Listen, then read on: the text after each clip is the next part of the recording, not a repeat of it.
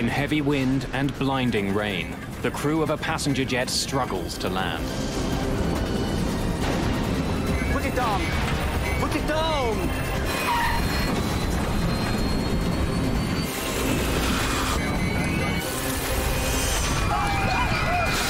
A terrifying crash landing leads to a desperate fight to survive. The only thing that matters to me now is to get my daughter Emily and protect her as we blow up. But we just knew that there were so many passengers in that plane that had not gotten out. Open the door! Open the door!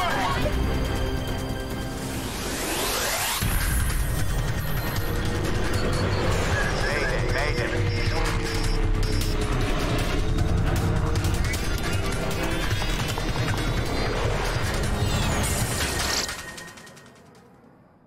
This is a true story based on air traffic control recordings, official reports, and interviews with those involved.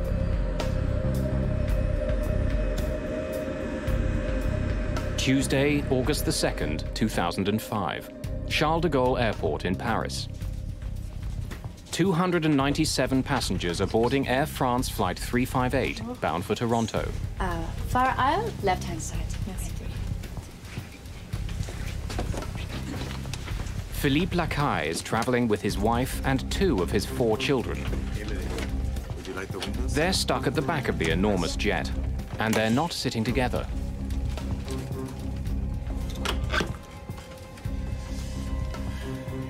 It just happened that we were separated from Emily. They had 3 seats together, so we were in the middle section, and Emily was actually sitting a couple of seats ahead of us on the right side, so close to the right wing of the plane. For Eddie Ho, Flight 358 is the continuation of a trip that began in Johannesburg. I'm an international student in Canada at Queen's University, and every summer I go back to South Africa. Ho isn't traveling light. I was carrying everything that I had, my books to my clothing to tuition money for the year, computer laptops. This is also another leg in a long journey for Joanne Cordery Bundock, who's returning from a trip to Thailand. I rerouted myself in the last 2 days before the flight from Bangkok through Paris to come directly to Toronto. As the passengers continue to board, the flight crew gets settled into the Airbus A340. The captain is 57-year-old Alain Rosaille. He's been with Air France for more than 20 years. His co-pilot is 43-year-old Frédéric No. Do you want to start, or should I? Why don't you fly first, and then I'll take over for landing in Toronto. I check the weather. On this flight, the 2 men decide that Captain Rosaille will handle the takeoff in Paris, and co-pilot No will land in Toronto. Destination, Toronto Pearson. Check. Crews often split the duties so that co-pilots can get more experience. Rosaille and No are joined by one other person in the cockpit. I think you've been expecting me. I'm Miles Trochassé.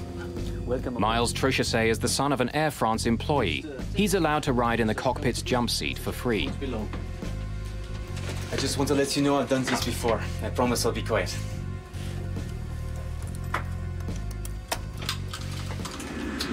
This Air France plane is one of the safest in the world. Since the A340s first went into service in 1993, they've had an excellent safety record. Air France 358. Air France 358, runway 27 left. Cleared for takeoff. Cleared for takeoff. Air France 358. Have a good afternoon, gentlemen.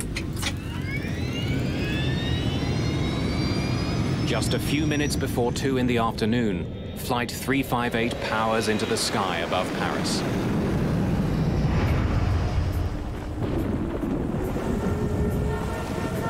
Toronto may be several thousand kilometers away, but the friends and family of those on board Flight 358 are already making plans to meet the plane when it arrives. Huh? Audrey, I won't forget. I'll make sure to pick up Mom and Dad. No, I won't forget the 2 brats either. I'll get them all. Well, we usually make arrangements before we go to France to be picked up. It's easier because we have lots of luggage, you know, and we bring back stuff from France. So it just happened that Julian, our son, was going to spend the summer in Toronto and was available to pick us up. Sis, I'll give you a call as soon as I get in. Don't worry. I got it covered. Okay? All right. Talk to you soon. Bye. Center, we have a humidex advisory and extreme heat alert for Toronto, as well as a thunderstorm warning in effect for Toronto.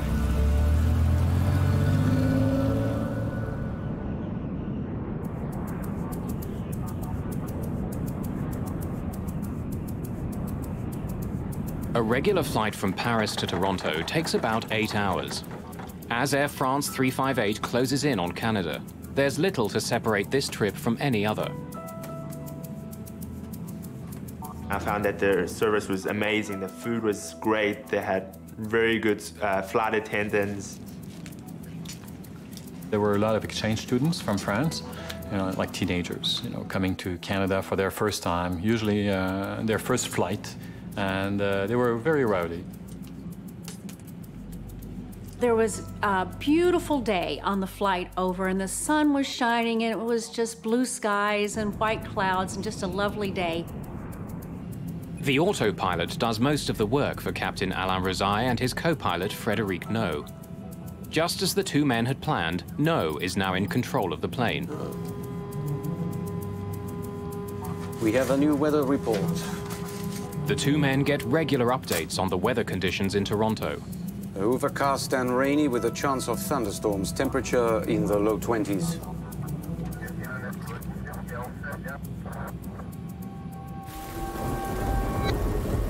At Toronto's International Airport, the thunderstorms are already rolling through. Rain, wind, and lightning are hammering the runways. The lightning has already forced airport authorities to declare a red alert. It means that the chance of being struck by lightning is so great that ground crews are not allowed to work on the planes.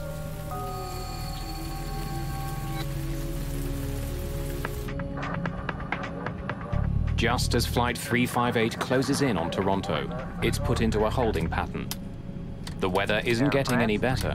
There's going to be a little delay. Air France 358, so roger on delay.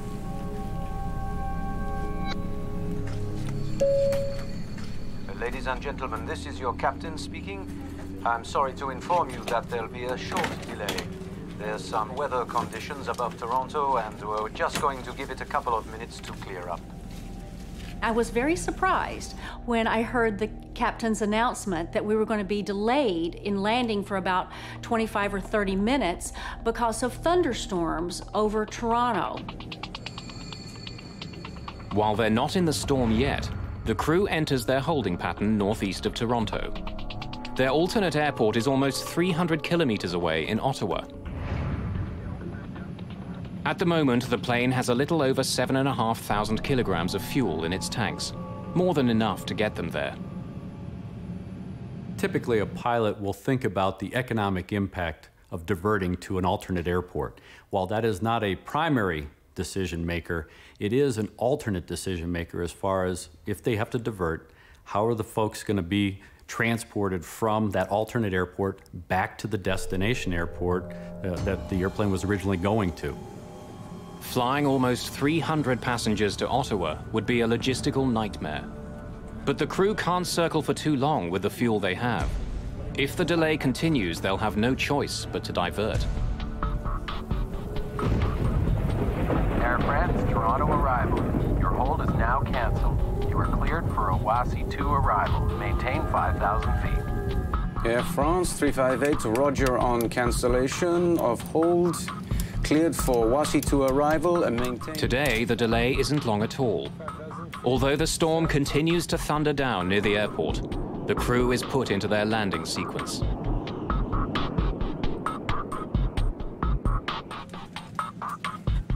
Ladies and gentlemen, this is your captain speaking. Just wanted to let you know we're beginning our descent into Toronto at this time. We should be on the ground at about 4 p.m. local time. Usually when they say 45 minutes, you know, it's to be nice. You know, usually it's like an hour and a half. This time it was like 20 minutes. 20 minutes later, they said, okay, well, now we're going to go down, prepare, for the landing. With co-pilot Frédéric No at the controls, the plane begins its descent into the storm. Air France 358, reducing speed to 190. No isn't prepared for what he's about to face. The storm has a savage surprise in store for everyone on board Flight 358.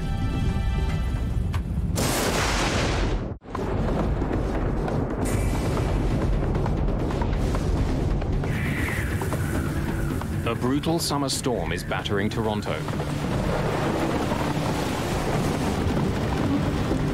Winds and lightning are hammering the airport, making it tense for incoming planes. After a short hold, Air France Flight 358, with 297 passengers aboard, begins descending into the storm. Flaps 2. Flaps 2. F-speed. Gear down. Landing gear down. Spoilers armed. 4 green. Landing gear down. Spoilers armed. 4 green.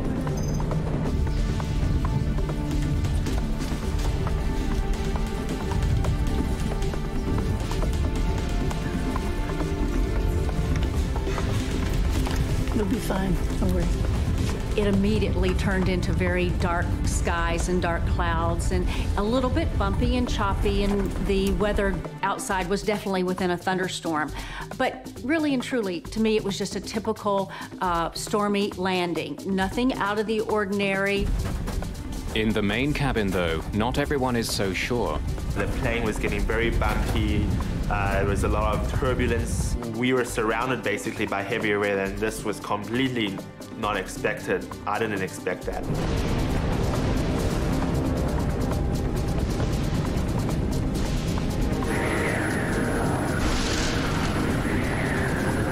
Air France 358, slow your final approach speed. Air France 358. Co-pilot Frédéric No has the plane in position.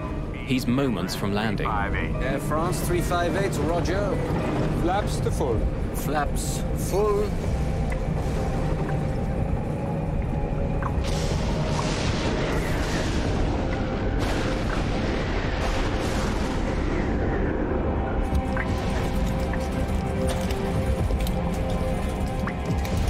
It was going darker and darker.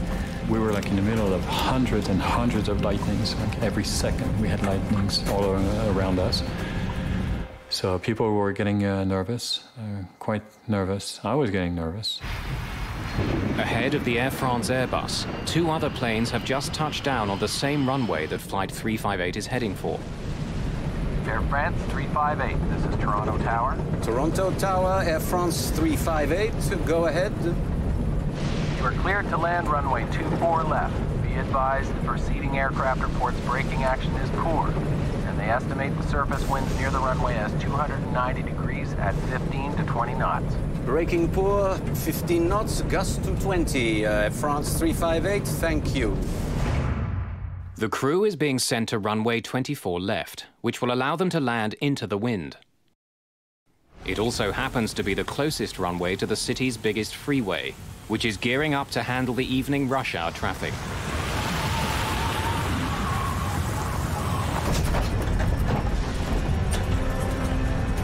Facing unpredictable winds and a wet runway, the crew prepare for the landing.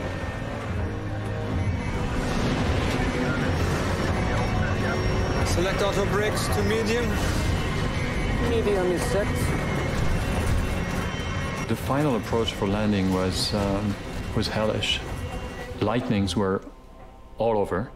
Turbulences were enormous. You could feel the pilot fight with the plane to keep the plane in line with the runway to land, and they had a heck of a time to keep it lined up. I know my son next to me was getting very nervous, and I was nervous to see my daughter actually far from us. I cinched up my seatbelt tighter than it was, expecting a very hard landing, and the pilot was going to stick it on the runway, or we were maybe going to do a touch and go, and he was going to give it power and go around, because I knew that it was not going to be just a normal landing. Landing, autopilot, auto thrust off. At 2 minutes after 4 o'clock, Air France Flight 358 roars over the beginning of the runway.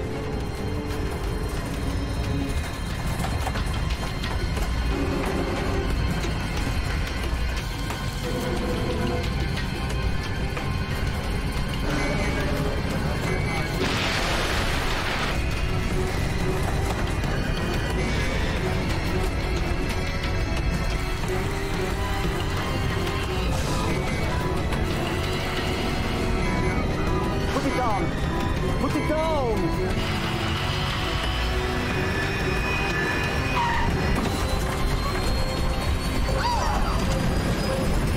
This landing was more intense and harder than any time I've ever landed in another aircraft.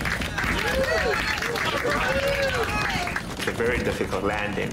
And everyone started clapping, and even the lady who sitting next to me, I remember very clearly, she said, you know, wow, that was an amazing landing.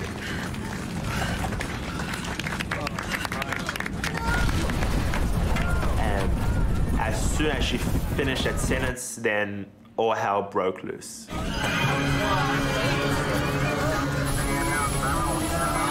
We started the plane started violently going up and down, and it felt like we were going 100 miles an hour down a road filled with potholes that were about 3 feet deep.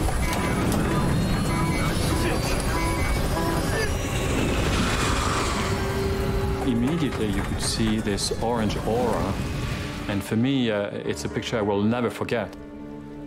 My daughter was sitting ahead of us on the right side of the plane.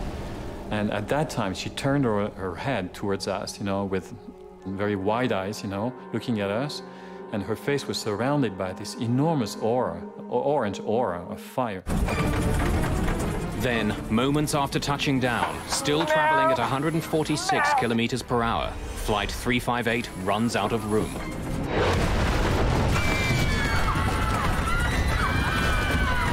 At that point that I believed that we were all going to die. It was obvious that look, no one can survive this kind of thing. I thought this was it.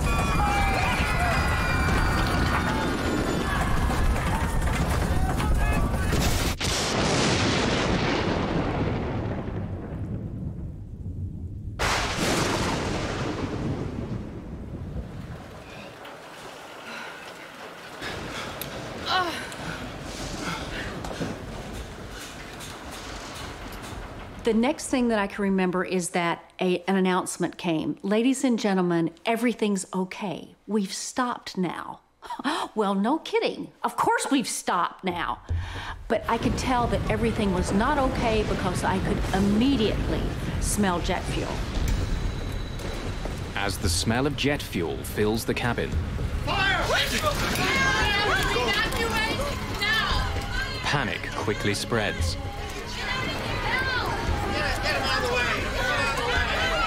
Everybody was expecting the plane to blow up. It was obvious. Smoke and flames are spreading quickly.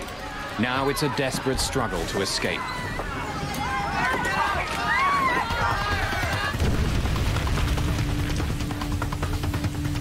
You hear shouting from the back that there was a fire, and then people started really getting panicked. If they don't get out, they have just seconds to live. We know that about 2 minutes into a fire, in many cases, the environment becomes untenable. So 90 seconds is a good rule that we use in trying to get people out to make sure that they have as much time and safety as possible. 297 passengers are desperate to leave the plane. The only thing that matters to me now is to get my daughter Emily, who's sitting like 2 seats ahead of me, get her onto me, and protect her as we blow up.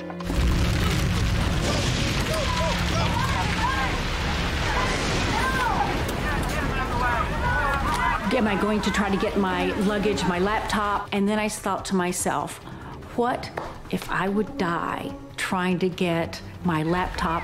I just said, okay, I've got to get out. I've got to get out. Flight 358 has 8 possible emergency exits, but seconds after the crash, most of them aren't opened.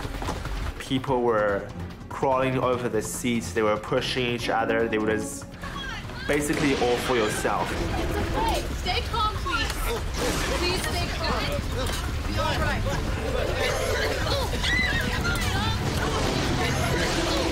Open the door! Open the door!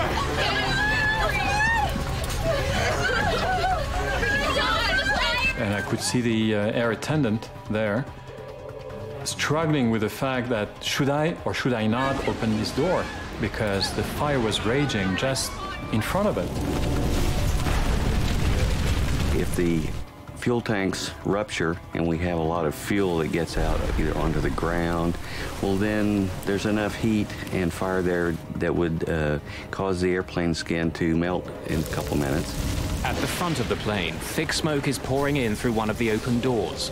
Joanne Cordery-Bundock races to the other side of the plane. The gentleman in front of me had his bag with him, and he was kind of fumbling around with that and trying to take that down the slide. He was a rather large man, and the slide did not deploy the entire way, so I kind of bailed off the side above him and hit the ground. Eddie Ho has found an exit too, but there's no slide. And people pushing me forward, I couldn't even control myself. And I was like, you know, I don't want to jump as well because, you know, it was 5 meters down at least. Is he okay? Is he okay?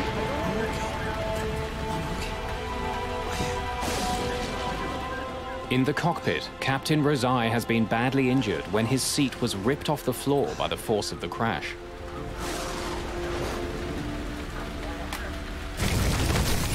As precious seconds tick by, the flight attendant near the lacailles manages to open the exit door. Even though passengers are confronted with the flames and smoke of the burning engine, they jump out of the plane. So push them down, my wife went down, I went down. We just ran up as fast as we could through torn metal and thorns and like through whatever was left of the ground where the plane was. Once the fire gets inside the airplane, all of the furnishings are much like the furnishings in your house, and there are foams and materials that, when they catch on fire, produce toxic gases, and that's really the most important lethal aspect of the fire.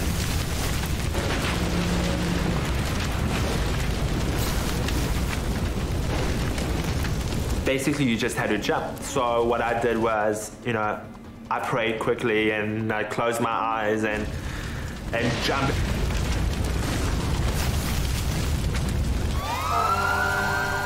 Emergency workers are able to reach the burning jet just 52 seconds after it crashes. But with the threat of an explosion, it's dangerous to get too close. It was very difficult to see anything due to the rain that was coming down. There was a lot of smoke engulfing the plane, some fire that was still ongoing, as well as you could see that some of the parts of the plane had broken off, some of the wheels that were at the side of the roadway, as well as portions of the plane's wings that had broken off. Philippe Lacaille and his family struggle up the hill the plane has just plowed down. You know, and at that point, the plane blew up. Once, twice, 3 times. So you could feel and hear this enormous explosion actually taking place. On the first one, I looked at the first one because I just couldn't believe my eyes. You know, I could see, I think, pieces of luggage, things flying up in the air. You know. And of course, at that time, I figured, oh my God, you know, that could have been us. You know. We had a perfect view of the airplane and see this black smoke coming out the side of the airplane, and the yellow and the orange and the red flames shooting out. We were fine, but we just knew that there were so many passengers in that plane that had not gotten out.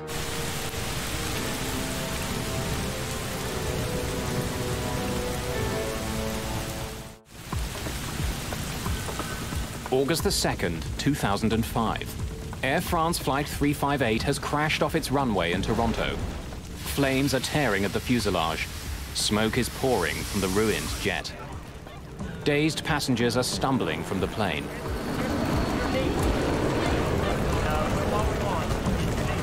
Passengers that were coming up, again, were very rain-soaked and muddy from coming up the hill. There were several individuals that once they got up there were crying and a bit emotional, as well as looking around for other passengers or family or friends that may have been with them at the time.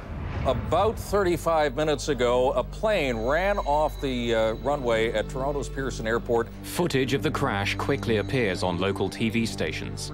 Philippe Lacaille's daughter Audrey is one of the many people shocked by the pictures. She turned on her TV, and here we go. There was the Air France crash right here, live in front of her, you know, burning, exploding right in front of her eyes. 250 people on board. We have not had any reason to make a statement yet as to whether anybody has survived or escaped. Philippe Lacaille's son Julien is waiting for his father at the airport. He has no idea what's just happened to the Air France flight. What? What do you mean, where am I? I'm at the airport waiting for Mom and Dad, like... You... What? So Julian didn't know anything, and he was there at the airport. And she says, well, you know what? I think you're gonna have to wait a long time because their plane just crashed. One of the busiest highways in North America borders the airport. Just before rush hour, it's packed with thousands of vehicles. Drivers slow down, captivated by the terrifying sight of the burning plane.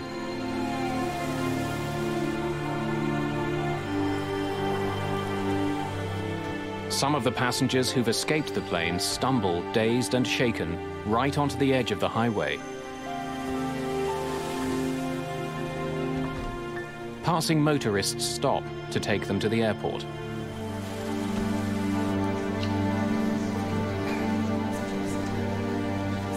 At this point, there was only about 25 or 30 people with me in the airport. And here, you're also beginning to think, is this all there is? As people are brought in, airport employees struggle to account for all the passengers and crew.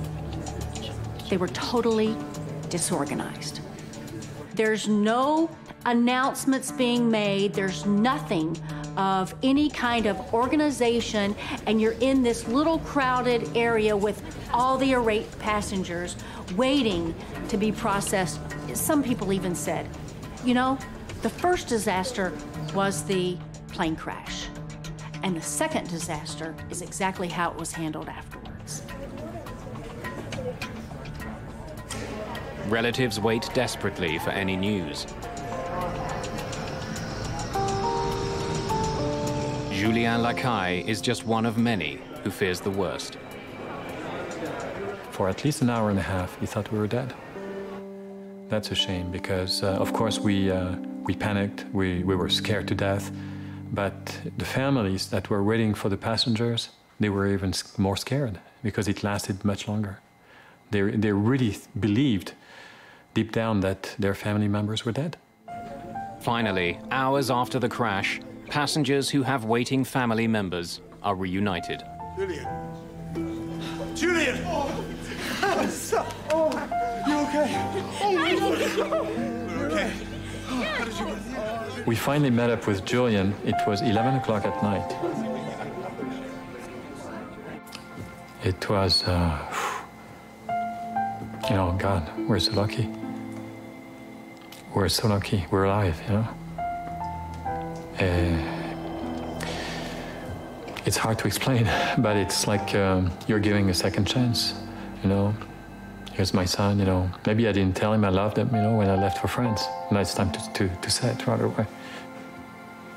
It was a very nice moment. A very, very deep moment. It's just one of dozens of reunions. It takes hours to confirm, but by early evening, Air France and the local airport authorities can make the incredible announcement. Remarkably, every single passenger and all the members of the crew of Flight 358 have managed to escape the burning wreckage of their plane.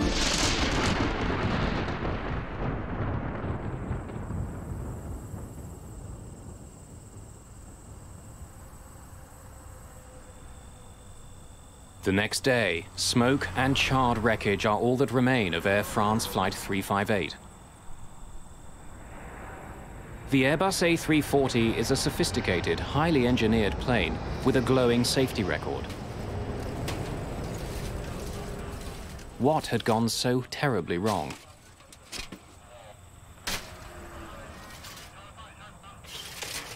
Canada's Transportation Safety Board quickly begins investigating the accident. Landing, autopilot, auto thrust off. Rain and lightning had been battling the airport all afternoon. Was it simply bad weather that caused this crash? Put it down! Put it down!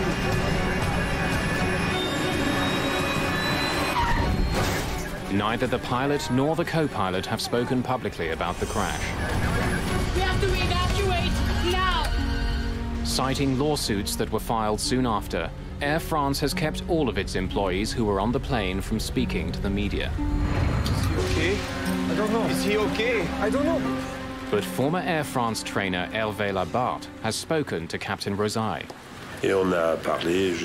We spoke, let me think, for half an hour. He told me that this is the crucial point, that he has control. More specifically, informed control that he had reached the point where he would have to consider diverting. What he told me is that control informed him that they would soon open the runway. There was, of course, a lot of lightning, rain and turbulence can have a devastating effect. Instruments become more difficult to read, the aircraft is harder to handle. Investigators discover that as the crew struggled for control in the cockpit, on the ground, delicate instruments used to measure the wind at the runway were destroyed by lightning. With the ground equipment destroyed, they were relying on their onboard systems for information about wind conditions. The onboard equipment only gives them the actual wind direction and speed on the nose of the aircraft at that exact time. It does not predict ahead of the aircraft. So the pilots really have no way of knowing what lies ahead of them. But two planes had touched down just minutes before the Air France flight on the same runway. The crews of those planes did their best to inform air traffic control of the tricky conditions. Air France 358, this is Toronto Tower. Toronto Tower, Air France 358, go ahead. You are cleared to land runway 24 left. Be advised, preceding aircraft reports braking action is poor, and they estimate the surface winds near the runway as 290 degrees at 15 to 20 knots. Braking poor, 15 knots. 20-knot winds are strong, but are well within the allowable range for landing an A340. But when investigators study radar images of the airport, they discover quite a different story. As Flight 358 landed, a sharp line of rain moved across the runway from north to south. It was driven by a sudden gust of wind of up to 33 knots. The crew of the Air France jet had to deal with conditions that were much worse than they were expecting. Landing, autopilot, auto thrust off. 33 knots is the demonstrated maximum crosswind for an A340, and that would be on a dry runway. So when you say 33 knots at 90 degrees, you're encroaching on the limits of the aircraft.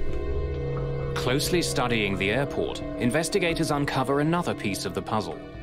Maintenance issues and the storm itself were forcing air traffic controllers to use runway 24 left for landings. It's the shortest runway at the airport, almost 650 meters shorter than some of the others.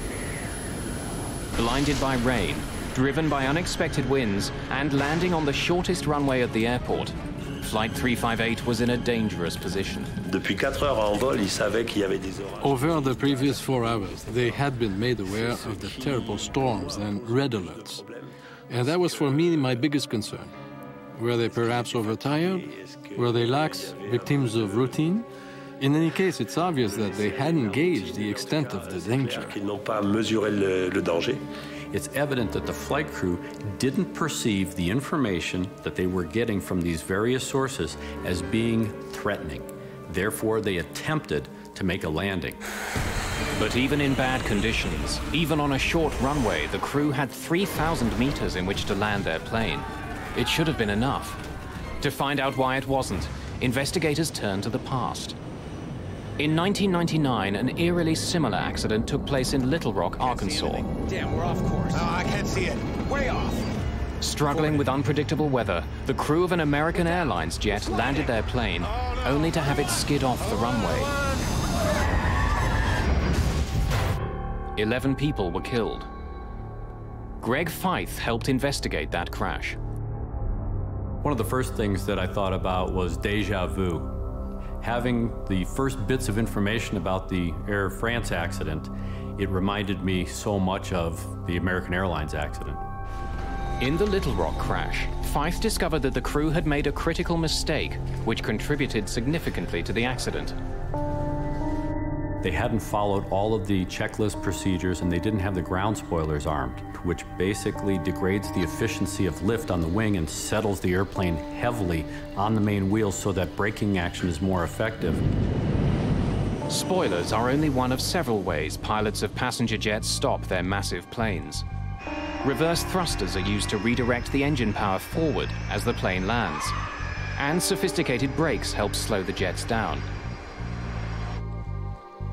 To rule out any mechanical fault, all 3 systems are examined by investigators of the Air France crash. One of the brakes on Flight 358 was destroyed in the fire, but the 7 other sets of brakes are all tested after the accident. All of them are working properly. Flaps 2. Flaps 2. F-speed. Investigators in Toronto also discover that, unlike in the Little Rock crash, this time the spoilers had deployed properly. Landing gear down, spoilers armed, 4 green. And when the engines are examined, the reverse thrusters are deployed. No obvious mechanical fault can be found.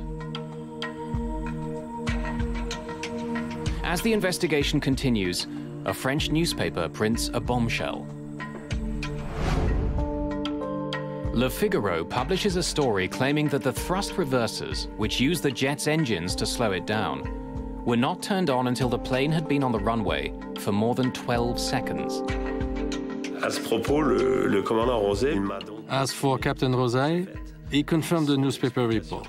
His explanation was that his co-pilot had tense-stopped and was having difficulty controlling the lateral movement of the plane. No doubt because of the strong crosswinds and because the runway was so slippery, his hand was clamped tightly on the throttle release lever, which prevented the captain from reaching it himself. So the reverse thrusters could not be activated. Shortly after the newspaper story appears, investigators publish their initial report. It confirms Le Figaro's version of events.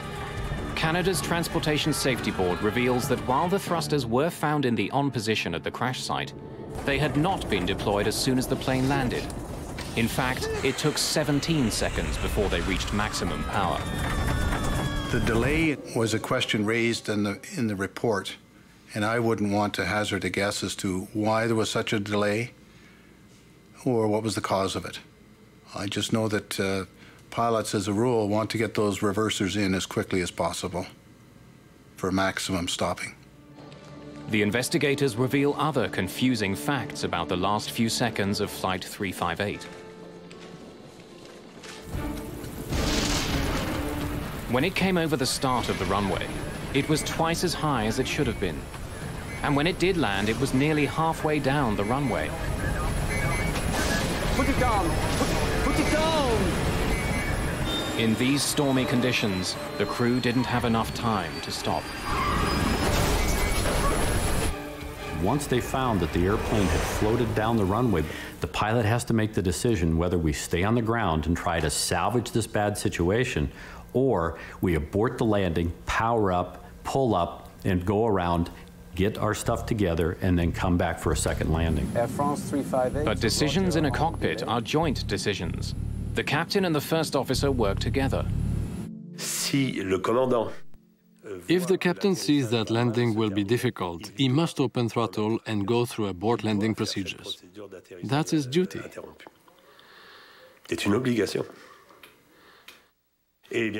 And of course, the co-pilot is also allowed to be the first to act. But the captain's duty is to avoid at all costs a lengthy touchdown. That is clear. Pour ne pas laisser se dérouler un atterrissage trop long, ça c'est clair. By the time the plane touched down, it had only 1,500 meters to stop. And when it did land, critical seconds were lost when the reverse thrusters weren't engaged. Est-ce que l'action des reverses immédiate? Would it have made a difference to immediately activate the reverse thrusters? Of course it would. Since reverse function reaches its peak efficiency at high speed, that is the exact moment of touchdown, that's what reverse is there for. It's all a matter of aerodynamic braking. The other problem is that the wheels touched ground in the middle of the runway, and reverse or no reverse, at that point it was already too late, as was pointed out by the head of the inquiry. That being said, if the reverse thrusters had been activated immediately, the plane would have come to a stop more quickly. Il serait sorti moins et moins vite. In heavy storms, the margin for error is razor thin. On this rain-filled afternoon, sudden wind, a long landing, and a short runway sealed the fate of everyone on board Flight 358. What concerns some in the aviation industry isn't this particular flight, but the reality that overruns are far too common. They happen all around the world. And safety procedures that could stop them are not in place.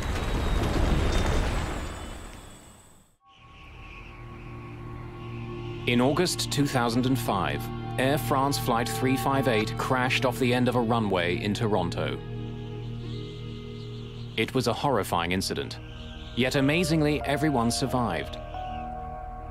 But Flight 358 wasn't the only jet to go off the end of a runway in 2005. Worldwide, there were 37 other runway overruns. And the causes of all these accidents were remarkably similar.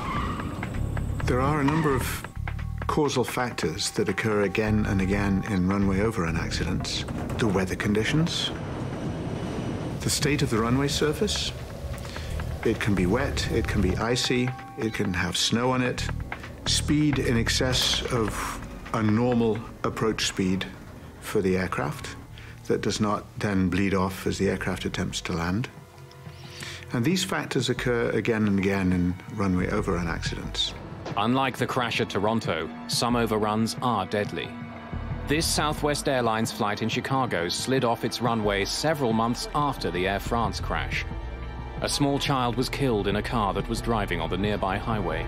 Many older airports, in particular in big cities which have expanded out towards the airport in the course of their growth, are constrained in the area that they can use for overruns. You have to consider what happens when the runway is contaminated. Snow, ice, standing water. That will degrade the stopping performance of the airplane. Add to that a tailwind component, which was existent at the time that Air France landed. That, in combination with the contaminated runway, can jeopardize the landing performance and in fact increase it probably by 50%. The International Civil Aviation Organization recommends that every airport have a 300-meter safety zone at the end of runways that handle international flights. Canadian standards are a little less strict. They call for a 60-meter overrun area and recommend another 90 meters on top of that. Runway 24 left meets the low end of those recommendations.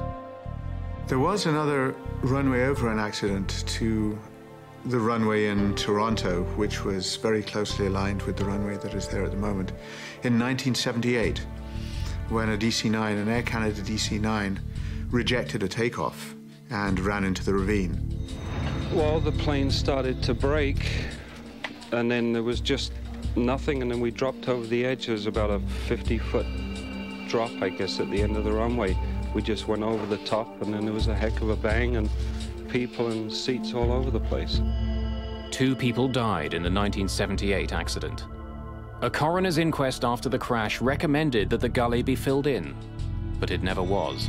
It's a steep ravine. It has about a 50-foot drop-off, and when you take a large, complicated and fragile piece of machinery, like a commercial aircraft, and you drop it 50 feet, then it tends to break. There is a possible solution to runway overruns. but it's not being used in Toronto or many other international airports. It's called EMAS, or Engineered Material Arresting Systems. It's a form of artificial stone or artificial gravel, which has a certain depth. And anybody who's ridden a bicycle into a gravel pit knows that a bicycle stops very quickly and it can be almost impossible to pedal it out. And the same thing happens to airplanes. Several airports in the US use the system, but most international airports do not. It's very much more effective than friction braking, and it's certainly incomparably more effective than thrust reverse and spoilers. And any one of these systems, when properly engineered, can stop a large airplane, no matter what the runway surface conditions, in a very short distance. We have to evacuate now! But one vital air safety guideline was met when Flight 358 crashed. In spite of the smoke and the spreading fire, the crew of the crippled plane made sure that all the passengers escaped in just 90 seconds. It's just a miracle that all of those people were able to evacuate the airplane as quickly as they did before the airplane was consumed. The Air France flight was particularly noteworthy in that everybody got out, essentially unscathed. I know there were some injuries, but everyone got out. So I think it was noteworthy, and it was very good evacuation from that perspective. Captain Alain Rosaille may never fly for Air France again. His injuries required extensive physical therapy after the crash. At the time, he was less than 3 years from retirement. Every morning, Captain Rosaille relives the experience, coming face to face with the flames, the noise, the crash. And it made him sad to end his career on that note, having destroyed his plane. That's the worst possible fate for a pilot, the worst outcome. The co-pilot, Frédéric No, is suspended for 3 months after the accident. By early the next year, he's back on duty with Air France. There are reports that after he helped Captain Rosaille out of the cockpit, he was the last person off the plane.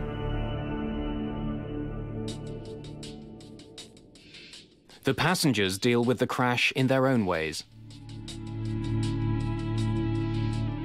Well, I went through nightmares almost every single night, flashbacks during the day. I couldn't sleep, I couldn't eat. I questioned myself, why am I here? It's frightening, to be in such a state. And it has taught me to be strong. We really need to take seriously those safety commands and evacuation information, because you never know. It was a perfect flight. There's not any indications that anything can go wrong, and it's right at the very last second that everything happens. So thank goodness I'm here to be able to talk about it now. Open the door! Open the door! There's a lot of negative in the accident, and there's a lot of positive. The negative is, oh my God, I'm gonna die. Oh my God, it's horrible. Oh, I have these nightmares, and yes, I'm traumatized, and my kids are traumatized. However, you have the positives, and the positives are, gee, I'm alive. I have been given a second chance. I have been given a second life. And all of us, my wife and my children and myself, we all experience the same positive effects of the crash, which is we have to give back. We have to do something for others. We have to extend our heart out, our compassion to people who need it. It's almost therapeutic for us, The more you do for others, the better you're gonna feel. So for me, I figured, if I can extend my heart out to others, maybe it's gonna help me as well.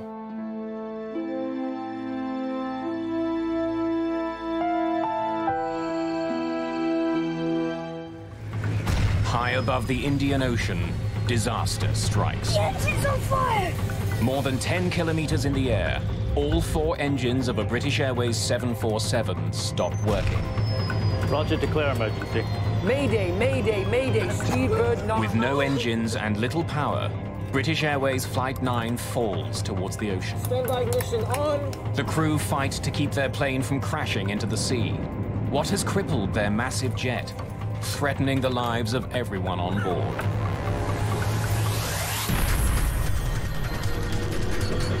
Mayday, mayday.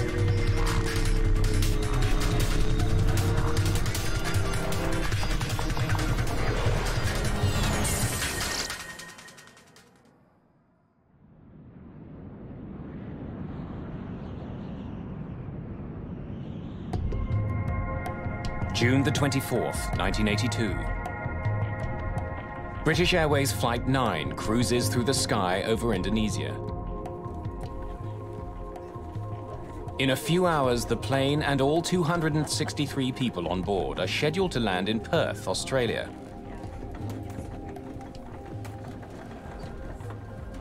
Phyllis Welch and her daughter are seated in cabin E at the very back of the enormous jet. How's that heroine of yours, Fanny Price, faring? Oh, she's having a tough old time at Mansfield Park. It's a good place for me to spend a few hours. Wouldn't mind being there myself. It's all right, Mum, we'll get there.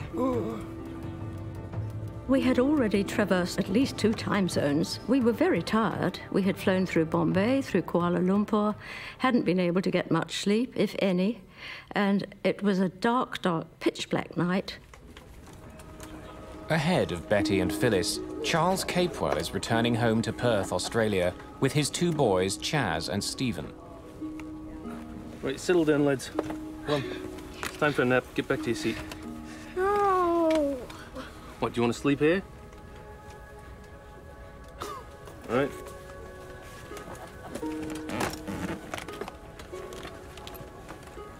It was a good flight. It was going well. Leaving London, it was great.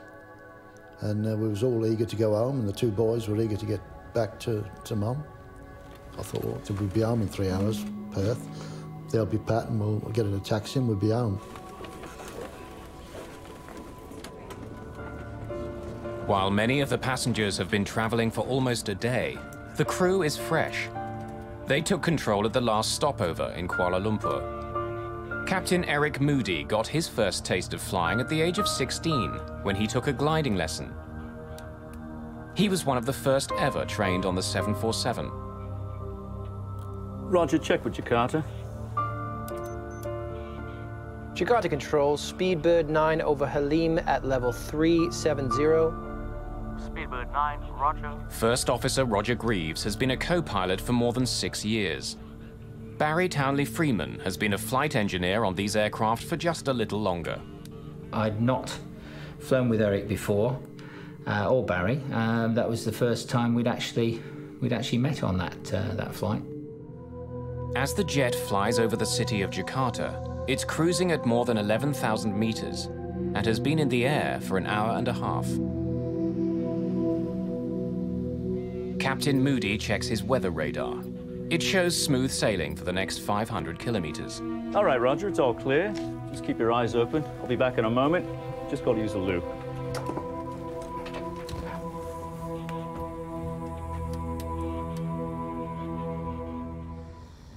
Back in the cabin, many of the passengers have fallen asleep. While Charles Capewell and his sons doze, an ominous haze appears above their heads. It's still legal to smoke on passenger jets in 1982. For the cabin crew, though, the smoke seems thicker than normal. Seems to be a lot of smoke out there.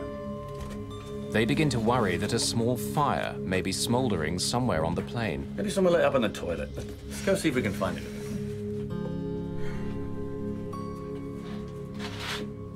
A fire at 11,000 meters is a terrifying prospect. If there is a blaze somewhere, the crew must find it immediately.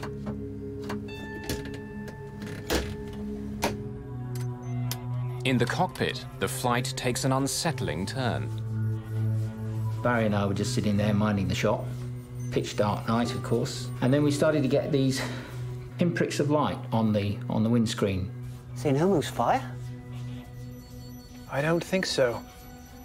St. Elmo's fire is a natural phenomenon that's sometimes seen when planes fly through highly charged thunderclouds. But there aren't supposed to be any thunderclouds tonight. Anything on the radar? No. No, it's clear. I don't like the look of this. Let's get a better look out there. With the help of their landing lights, the two men are disturbed to see a thin layer of cloud surrounding their plane, even though nothing is showing up on their radar. But at 37,000 feet, the normal thing you would anticipate would be high cirrus, which is just a thin layer of cloud.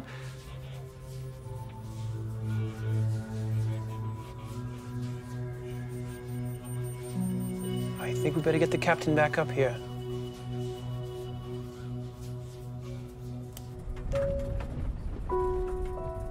I was reading in my book, and there was a slight flick of turbulence, just a slight flick, and I glanced over to the left, where I had a clear view of the port wing, and to my surprise, it was covered in a brilliant white, shimmering light, which seemed to be clinging to the wing of the aircraft. I carried on reading, but I found that I kept reading the same paragraph over and over again and not taking in a word of it. I just didn't know what was happening. In the cabin, the smoke begins to thicken. Stewards have been unable to figure out where it's coming from. If there's a fire, they can't find it. All right, well, go see that the passengers are comfortable.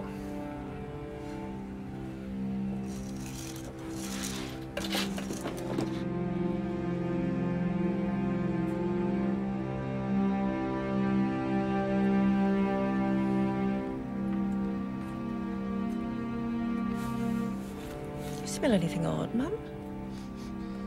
Seems rather smoky in here. I noticed that thick smoke was pouring into the cabin through the vents above the windows. And that was a very sobering sight. Turkish cigarettes.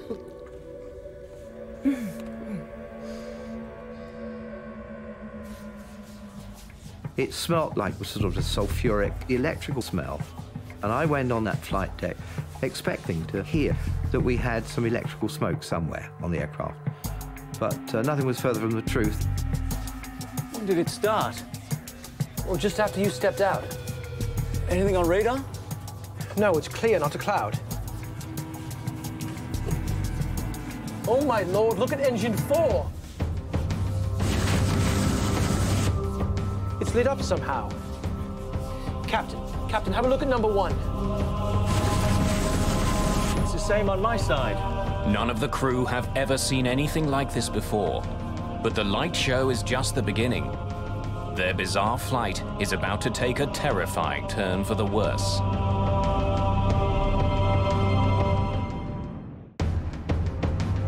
Strange lights are striking the windshield of a British Airways passenger jet heading to Perth, Australia. At the same time, the plane's engines are lit by a brilliant white glow. Look at engine 4! It's lit up somehow. This light show, if you like, had become more intense. In fact, we ended up sitting there with 2 sheets of brilliant white light in front of us in place of the windscreens. Inside the cabin, smoke has been growing thicker.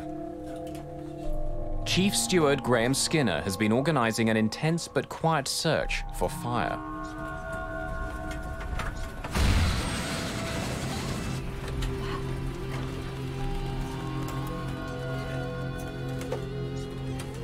What's with all the smoke? There was smoke in the cabin. It got really, really hot. You were perspiring, literally drenched in perspiration. The acrid smoke was at the back of your throat, up your nose, in your eyes, and you were rubbing this and your eyes were running, and it was, it's not a very nice situation at all. Flight engineer Barry Townley Freeman has been checking his instruments carefully. He's smelled the smoke, but so far has no indication that there's a fire in any of the plane's systems. Can't find anything. With one mystery confronting them, they're suddenly faced with a frightening new situation.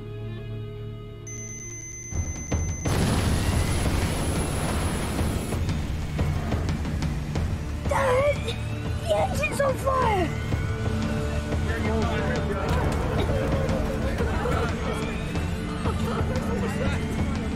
The whole of the wing was a sheet of light. And I thought, wow. I said, oh, you better close that because we don't know what's that. Cheers. Sit down. Where'd they go? Stephen, close the blind.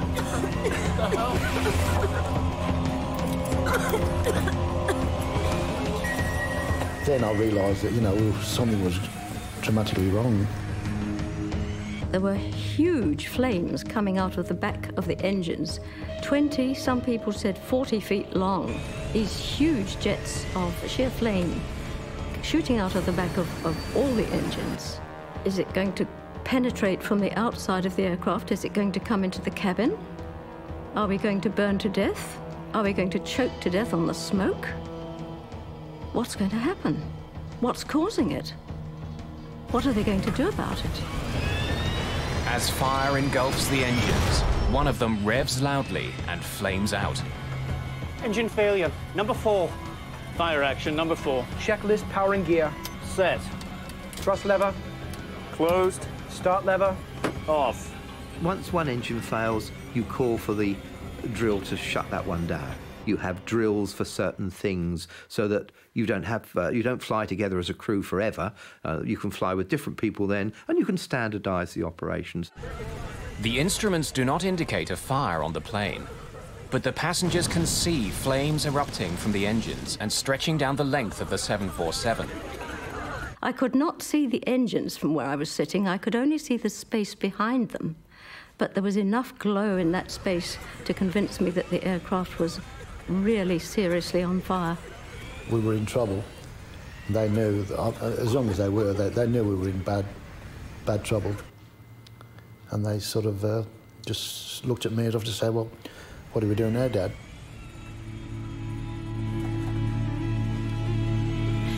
If anything's going to happen, I want to be close to you. Oh, please.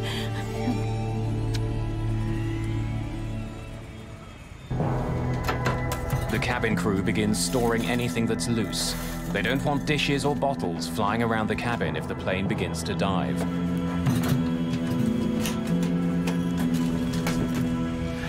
Don't worry, it's just friction. If I was misleading them, then that was for a reason, because I didn't want to get as upset as I felt. I just couldn't believe it. And, you know, this is going through my mind, and yet I'm chatting to the passengers and chatting to the crew, saying, oh, yeah, nothing to worry about. Yeah, it's just a little hiccup, you know.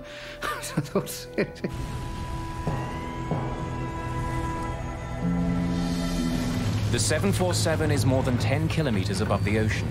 Its engines appear to be burning, and peculiar smoke continues to fill the cabin. And then, the unthinkable happens. Number 2, engine's gone. All right, then, begin the engine shutdown. No, wait! We've all gone. All 4 engines have failed.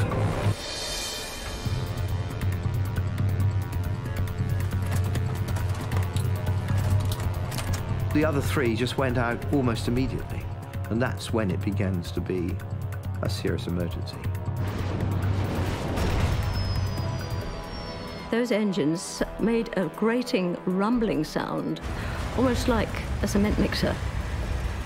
And then, gradually, the noise just disappeared and they became silent. A minute and a half, we've gone from 4 engines running normally to having none. The 747 has plenty of fuel, yet somehow all 4 of the jet's engines have completely stopped working. Roger, declare emergency. Mayday, Mayday, Mayday, Speedbird 9. We have lost all 4 engines out of 370. Mayday, Mayday, Mayday, Speedbird 9. We have lost all 4 engines. With no engine power and no idea what has crippled their plane, British Airways Flight 9 begins falling from the sky. Jakarta Control, Speedbird 9. We have lost all 4 engines, now out of 360. First Officer Roger Greaves issues a mayday, but he has trouble getting his message across.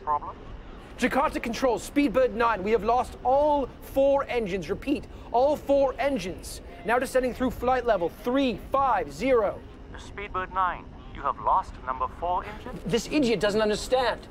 Jakarta Control, Speedbird 9, we have lost all 4 engines. Repeat, all 4 engines. Now descending through flight level 350. The air traffic control at Jakarta, unfortunately, seemed to have a slight problem in understanding what we actually were saying. Only when another plane nearby relays the Mayday call do controllers in Jakarta understand. Now descending through flight level 350. Speedbird 9, all 4 engines out. Understood? As far as the crew knows, no 747 had ever lost power to all of its engines before. The crew has to find out why it's happening now.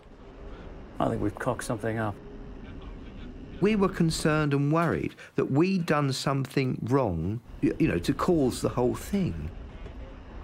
All 3 of us felt exactly the same, and it was a personal guilt in the sense of, what have I missed? What have I done wrong? You know, because, you know, this kind of thing doesn't happen. While not built for gliding, even without its engines, a 747 can travel forward 15 kilometers for every kilometer it drops. With no power, Flight 9 has started a long, slow fall. Some 10 kilometers above the ocean, the crew has less than half an hour before they smash into the sea. When they all stop, you go into automatic mode, obviously. We had practiced this drill on the simulator many, many times, and that's very good and all very well, as long as when it happens to you for real, what happens on the aeroplane is mirrored by what happens to you in the simulator, and I'm afraid that wasn't so. In the simulator, when all 4 engines stop, the autopilot turns off. But high above the Indian Ocean, Captain Moody sees that his autopilot is still on. We were all 3 confused and concerned that what was happening to us wasn't what we'd been told would happen to us. All right, begin restart drill. In the heat of the situation, they have no time to figure out why the autopilot is still on. On. Anything? Anything? No. Again. All right then, from the top, battery. Check. On. Crossfeed valves. Open. Fire switch. In. The standard restart drill takes up to 3 minutes to complete. Plunging from the sky, the crew has fewer than 10 chances to get their engines going before they run out of time. Never on. Come on. Again, gentlemen. All right, from the top, battery. Check. On. Crossfeed valves. Open. Fire switch. In. At 10,000 meters, Captain Eric Moody decides to turn the plane back toward the closest airport, Halim, just outside Jakarta. But even that is too far away if he can't get at least some of the engines going again. Jakarta, Speedbird 9, turning left back to Halim, out of 300. Speedbird 9, radar cannot see you. Squawk Alpha 7700. Air traffic control asks them to transmit the emergency transponder signal. Jakarta, Speedbird 9. We are already squawking 7700. Now the crew is flying back to an airport that can't find them on radar. Without the constant rumble of the engines, the cabin is quiet. Some of the passengers feel the plane beginning to descend. But without communication from the cockpit, they can only guess. The quietness was unbelievable, because it was sort of, the aeroplane was no engines, nothing, and it seemed to be eerie, you know, a bit surreal really, because like as if you was suspended in space or something. And all you could feel was this quietness and the whimpering from a few people that were really upset.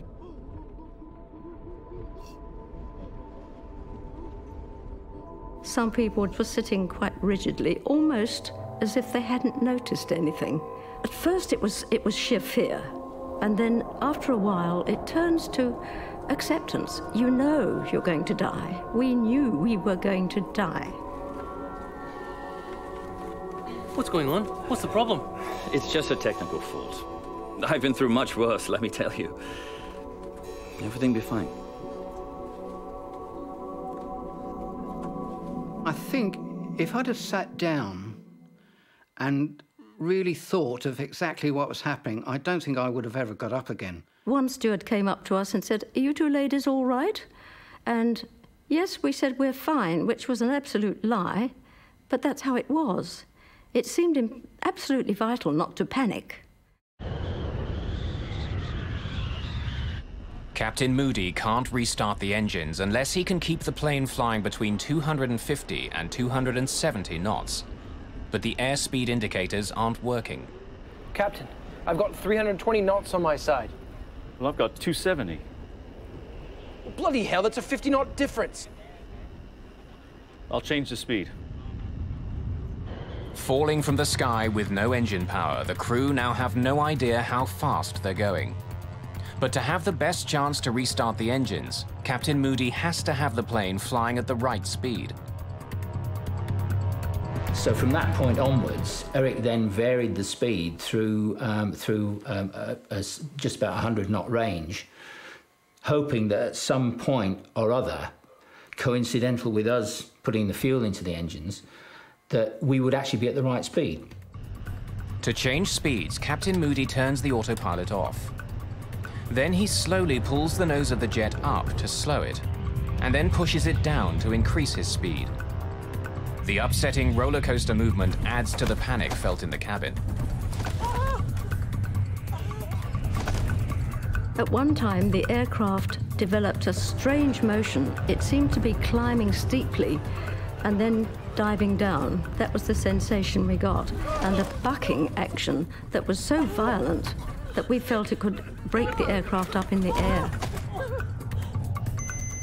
Pressure warning, Captain. We're at 10,000. Pressure warning? That's not supposed to do that. And a warning horn went off. Now, this didn't ever happen on the simulator in this exercise, so it was a bit of a surprise to us. As well as providing electrical power, the engines on a jumbo jet help keep the cabin pressurized. With the engines not working, of course, the air wasn't being pumped in. So gradually, the pressure was leaking away. With all 4 engines gone, the pressurized air is rapidly seeping out. The thinning level of oxygen makes passengers gasp. The crew reach for their oxygen masks. But First Officer Greaves can't get his mask to work. My oxygen mask, yeah, that was a problem I could have done without. It was stowed above my head. And when I pulled the oxygen mask down, the mask and the tube became separated. The captain must make a difficult choice. If he continues to descend slowly, it will get increasingly difficult for First Officer Greaves to breathe. I said, look, if we get down to 20,000 feet quickly, we can all take our oxygen masks off and we can talk and we're back as a crew again. We had to actually increase the rate of descent to descend to a lower altitude quicker, which in the circumstances was something that we wouldn't really have chosen to do. So then I dived the aeroplane and got rid of about 6,000 feet in a minute. The loss of cabin pressure and the steep dive have another terrifying consequence. The things shot down, they sort of dangled down in front of you. And I looked to see if Stephen had got his, and Chaz had pulled his out of the socket. So I made sure that Chaz got his oxygen. I've seen a few movies on planes, and you know, once that happens, you know you're in serious trouble. Calmly. There we go. Breathe normally, Mum, not deep. Breathe calmly. The oxygen masks came down, and we put those to our faces as had been described in the drill, which fortunately we had been observing at the beginning of the flight. But it seemed that the oxygen supply was not working. I'm not getting. The cabin crew try to use the public address system to explain what's going on, but it's not working. Chief Steward Graham Skinner makes do with a low-tech backup.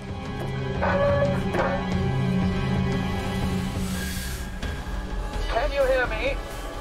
We're having a small problem with the public address system. So if you would, place your masks over your mouth and nose and breathe normally. As the passengers struggle with their masks, Captain Eric Moody is running out of options. If his engines don't start soon, he'll have to turn his jet around and try landing on the open ocean.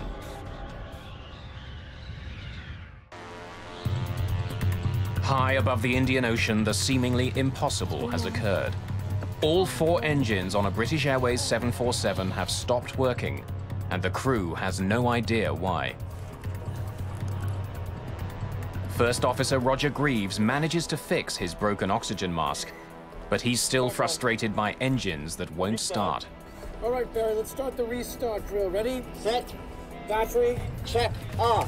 Standby power. On. Anything? Come on, anything. No. All right, then, let's do it from the top. Battery. Check. On.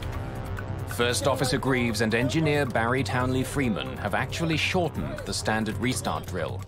It's giving them more chances to get the engines going, but so far nothing's working. Come on, you old sod. The process that we were going through the whole time was just continuous.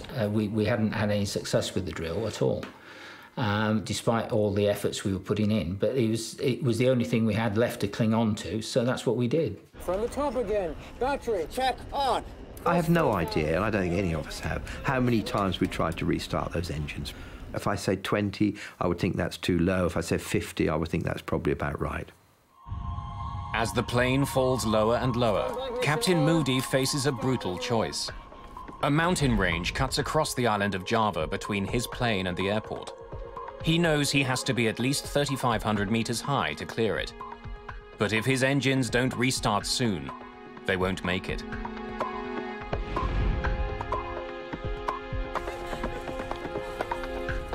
At this rate, it will crash in a matter of minutes.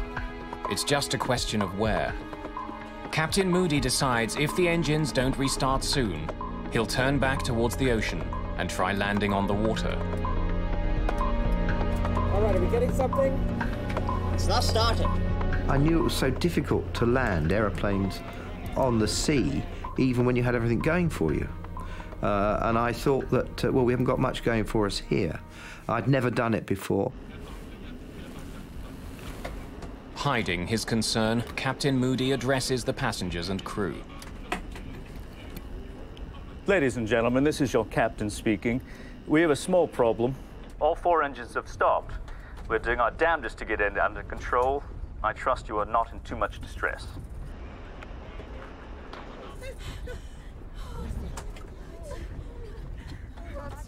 Most of the passengers expect the worst.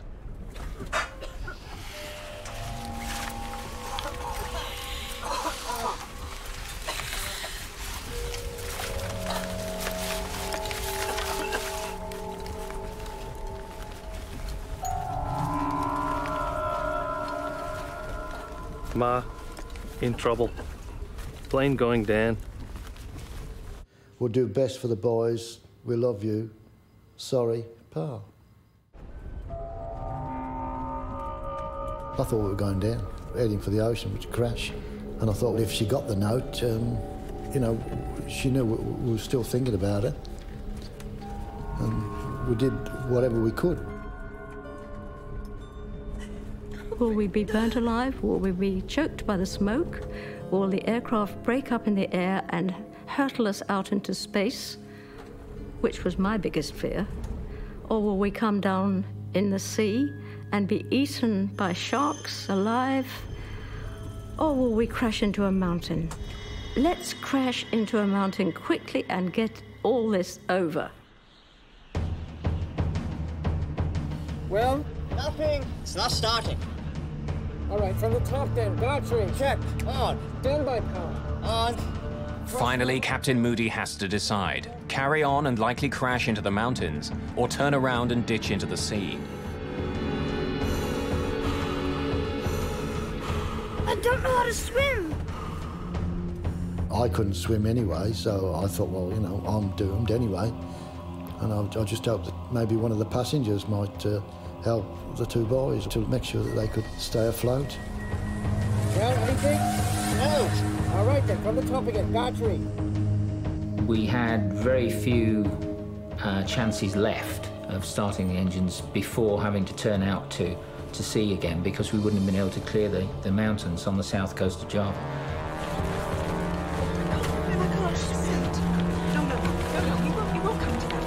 Start lever. Cut off. Fuel pressure. Available.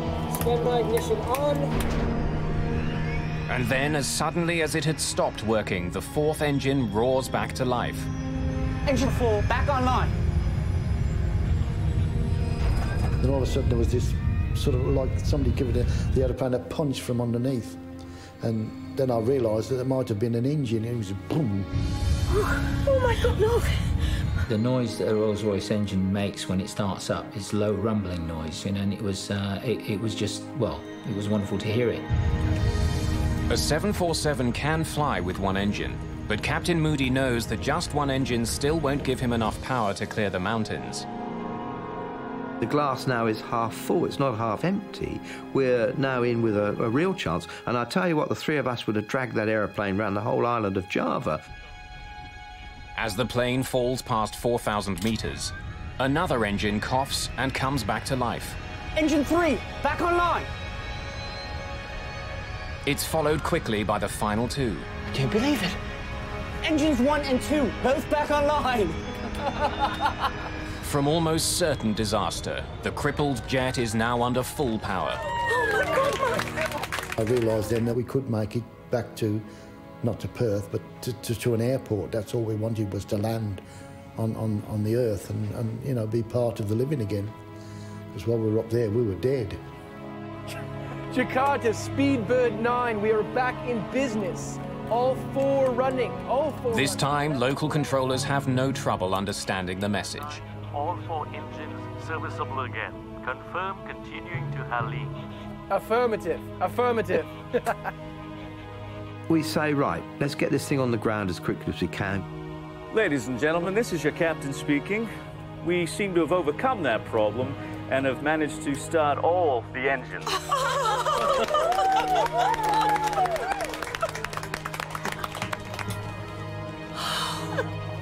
We are diverting to Jakarta and expect to land in about 15 minutes. Captain Moody begins climbing, putting plenty of room between his plane and the mountains below. But as he does, the strange lights that he saw when the crisis began reappear in front of the jet. Now, as soon as we got to 15,000 feet, this St Elmo's fire started again. Now, I'm not slow, so I said, let's get out of here quickly. But before he can descend very far, the plane is stricken again. Engine 2 is surging. The whole aeroplane was shaking. It was just going bang, bang, bang. The atmosphere in the cabin was very tense and very quiet. By then, I think very few people were talking. I think there were quite a lot of prayers going up. The engines backfire violently. The captain must make another fateful decision. Begin shutdown drill. Checklist, powering gear. Off. Thrust lever. Closed. We were reluctant to do it, as you can probably understand, but, you know, that was it. So we were back on 3 engines. Now, I'm not a coward, but when you've had 4 engines going, no engines going, you get 4 going and tell me, show me any pilot that will quickly shut down that engine, because you're worried that they're all going to stop again. Jakarta, Speedbird 9, leaving 154, 120. We are now on 3 engines.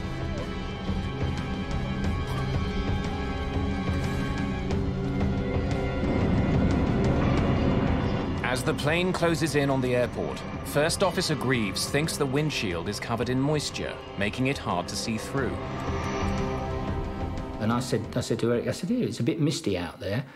So we turned the blowers on to kind of, you know, like demisters on your car to try and clear that. That didn't work. I used the windscreen wipers, and that didn't work. Somehow the glass itself has been badly damaged. For some unknown reason, I looked out the edge of my windscreen, and about a 2-inch strip down the edge on the left-hand side, I could see much more clearly. But I couldn't see anything much out the front. It was getting more and more opaque the nearer and nearer we got to the lights. The crew get a final unwelcome surprise. Equipment on the ground that helps them descend at the proper angle isn't working. Jakarta ATC, be advised, our glide path is unserviceable.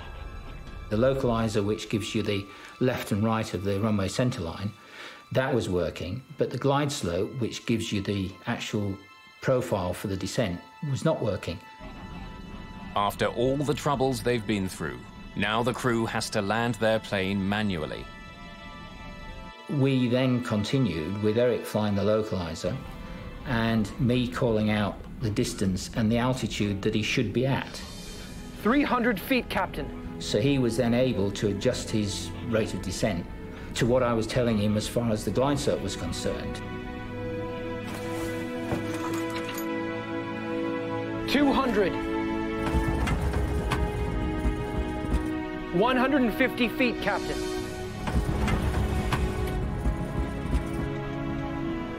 100. 50 feet. 30 feet. Oh my God. Oh my God.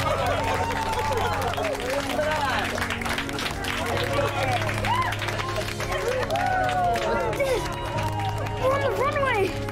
Reverse.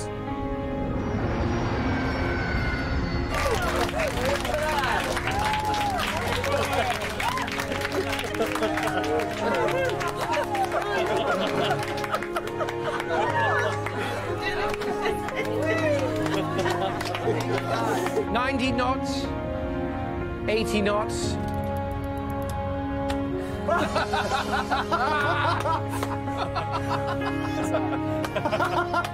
We're down.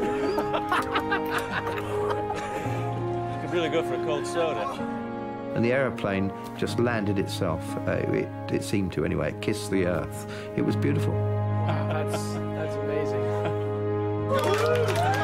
Safely on the ground at Halim Airport in Jakarta, passengers celebrate the end of a harrowing ordeal. They also want to know what happened. No fire had been found, so why had smoke filled the cabin? How could all 4 engines have stopped at nearly the same time? What were the strange lights that surrounded the plane?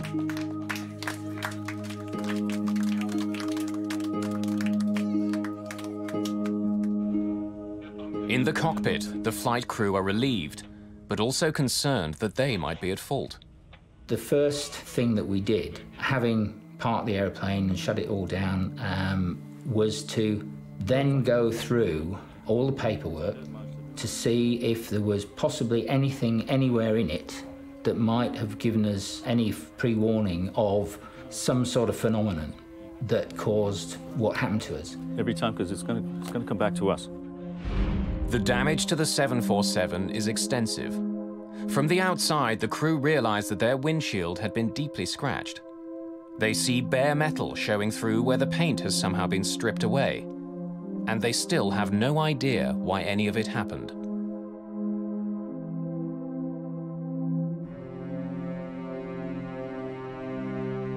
When investigators uncover the cause of the disaster, Flight 9 changes pilot training around the world.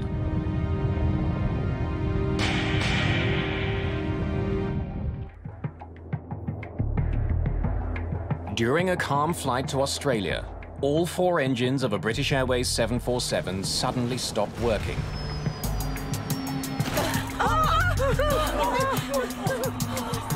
After a long, terrifying descent, the crew managed to restart the engines and land.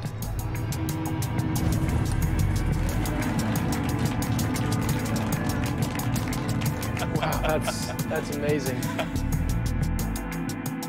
They spent an excited and largely sleepless night in Jakarta before returning to Halim Airport to inspect their plane.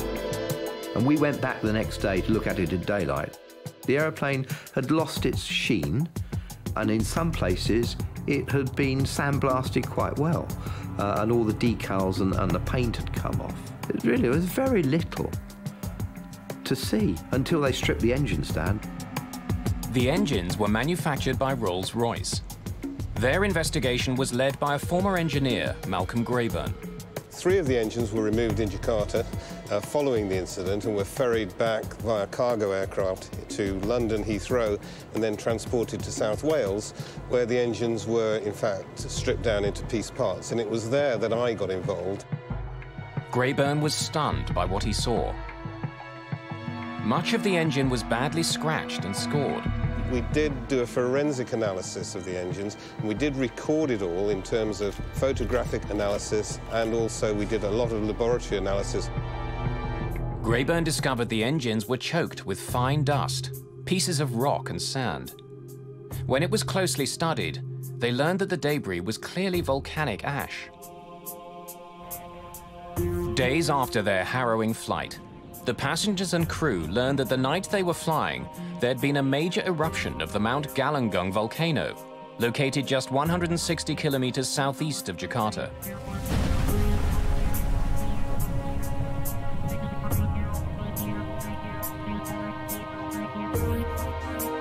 Tom Casadevall is director of the US Geological Survey and has studied the Galunggung volcano.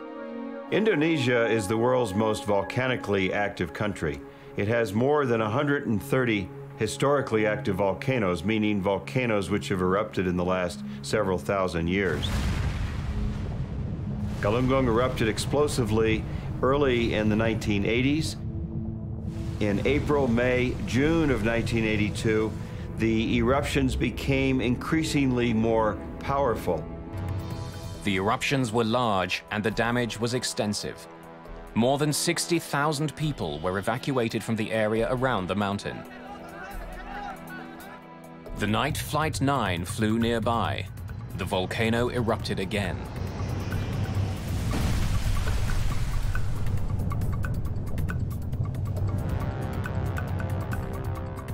As the ash cloud rose more than 15,000 meters into the night, winds pushed it to the southwest, right into the path of British Airways Flight 9. Never before had a volcanic cloud seriously affected an airplane. Could the ash really have crippled this flight? Roger, declare emergency. Mayday, Mayday, Mayday, Speedbird 9. We have lost all 4 engines. Unlike ash that you might see in a chimney or after a fire in a forest, this is not soft material at all. This is very fine, ground-up particles of solid rock and minerals. This material is very, very abrasive. It's very angular in shape. If you were to see it under a microscope, you would see very sharp angles. And so that's what caused the abrasion. In addition to sandblasting the windshield and all the leading edges of the plane, could the ash cloud explain all the other strange phenomena the passengers and crew had experienced? Remember, the aircraft is moving in close to 500 miles per hour as it's flying into that cloud. Even though it's a very fine material, it can still cause abrasion and friction on the skin of the aircraft.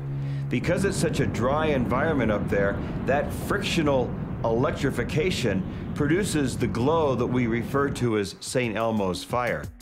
The electrification also caused the interference in communication experienced by the crew. Speedbird 9, you have lost number 4 engine? Some of the volcanic ash that was sucked in and ground up by the engines was also blown into the plane. And when passengers and crew saw it swirling through the cabin, they feared the worst. You're a passenger, you're looking out the window, suddenly you start breathing this sulfur-laden air in the cabin, and it probably is a choking, probably a shocking sensation. It's essentially a house of horrors type situation. While the volcanic ash caused the visible scarring, filled the plane with smoke and fouled communications, could it cause the engines to flame out as well?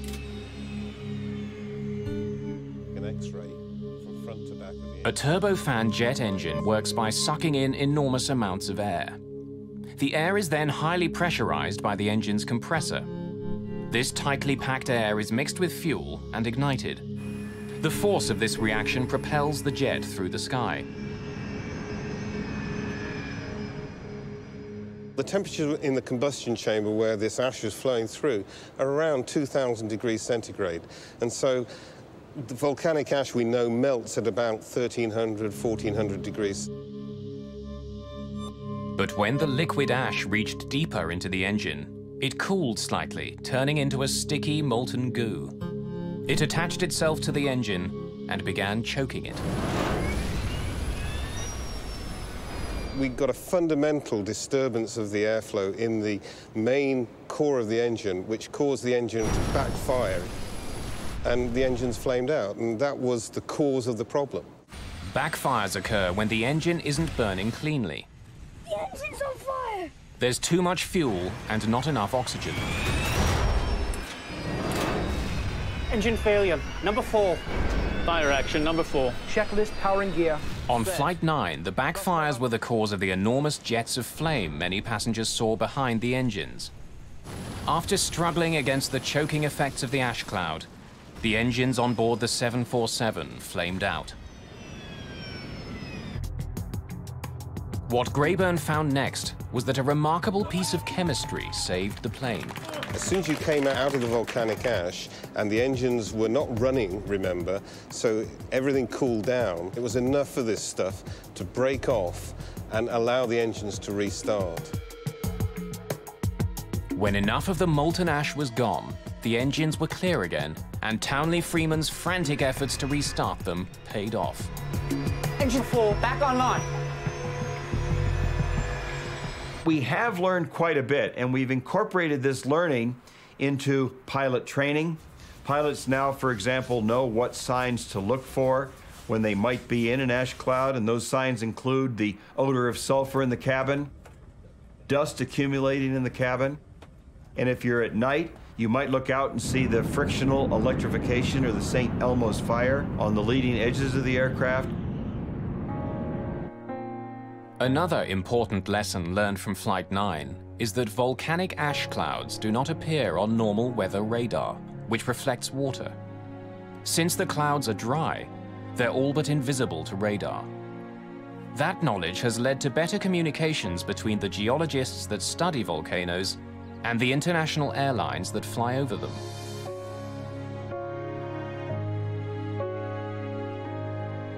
The crew of Flight 9 was showered with awards and commendations in the months after their incredible night. I thought the airmanship displayed by this crew during this event was absolutely fantastic. The way that they managed to guide this aircraft back down to a safe landing after having been through such extreme circumstances, it was fantastic the way they recovered this aircraft. Absolutely brilliant. For everyone on board Flight 9, the terrifying plunge through the skies had a lasting impact. Betty Tutell was so struck by the events of that night that she wrote a book about the ordeal. This was an event which was unique in aviation history, and it seemed to me absolutely vital that it should be put on record, and I wondered who was going to do this. But no sooner had that thought entered my mind than I thought, I'm going to do that. Tutell would also end up marrying a man she met on the flight, James Ferguson. Charles Capewell and his 2 sons made it home 2 days after they touched down in Jakarta. 25 years later, both Chaz and Stephen still live in Perth. Our time hadn't came and that was it. From then on, I took a different view of life. When your time comes, there's nothing you can do, but you can still hope. And we hoped, and we got out of it. Not long after their fateful flight, Captain Eric Moody created the Galungung Gliding Club. Every member of the crew and all passengers were automatically admitted to this exclusive group. The survivors of British Airways Flight 9 happily stay in touch to this day. Smoke fills a passenger plane 10 kilometers in the sky.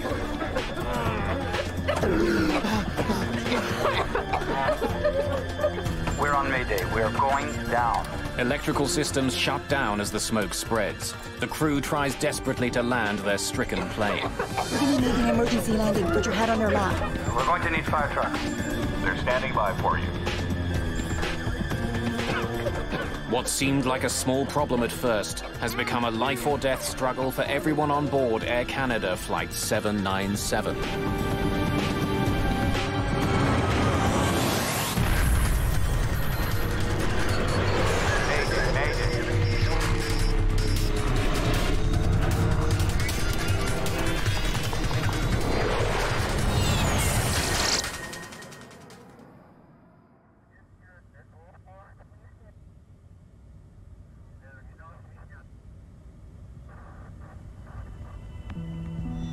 Early evening, June the 2nd, 1983.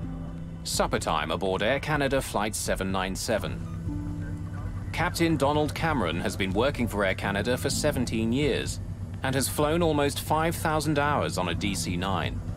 But it doesn't mean he gets to eat first. How's your seafood? Nice? Before he can dig in, his first officer, Claude Ouimet, will have to finish. Good.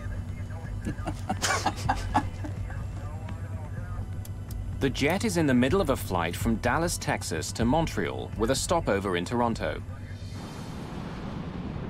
The heavy cloud cover below hides some light showers, but at their cruising altitude of 10,000 meters, the view is clear and bright.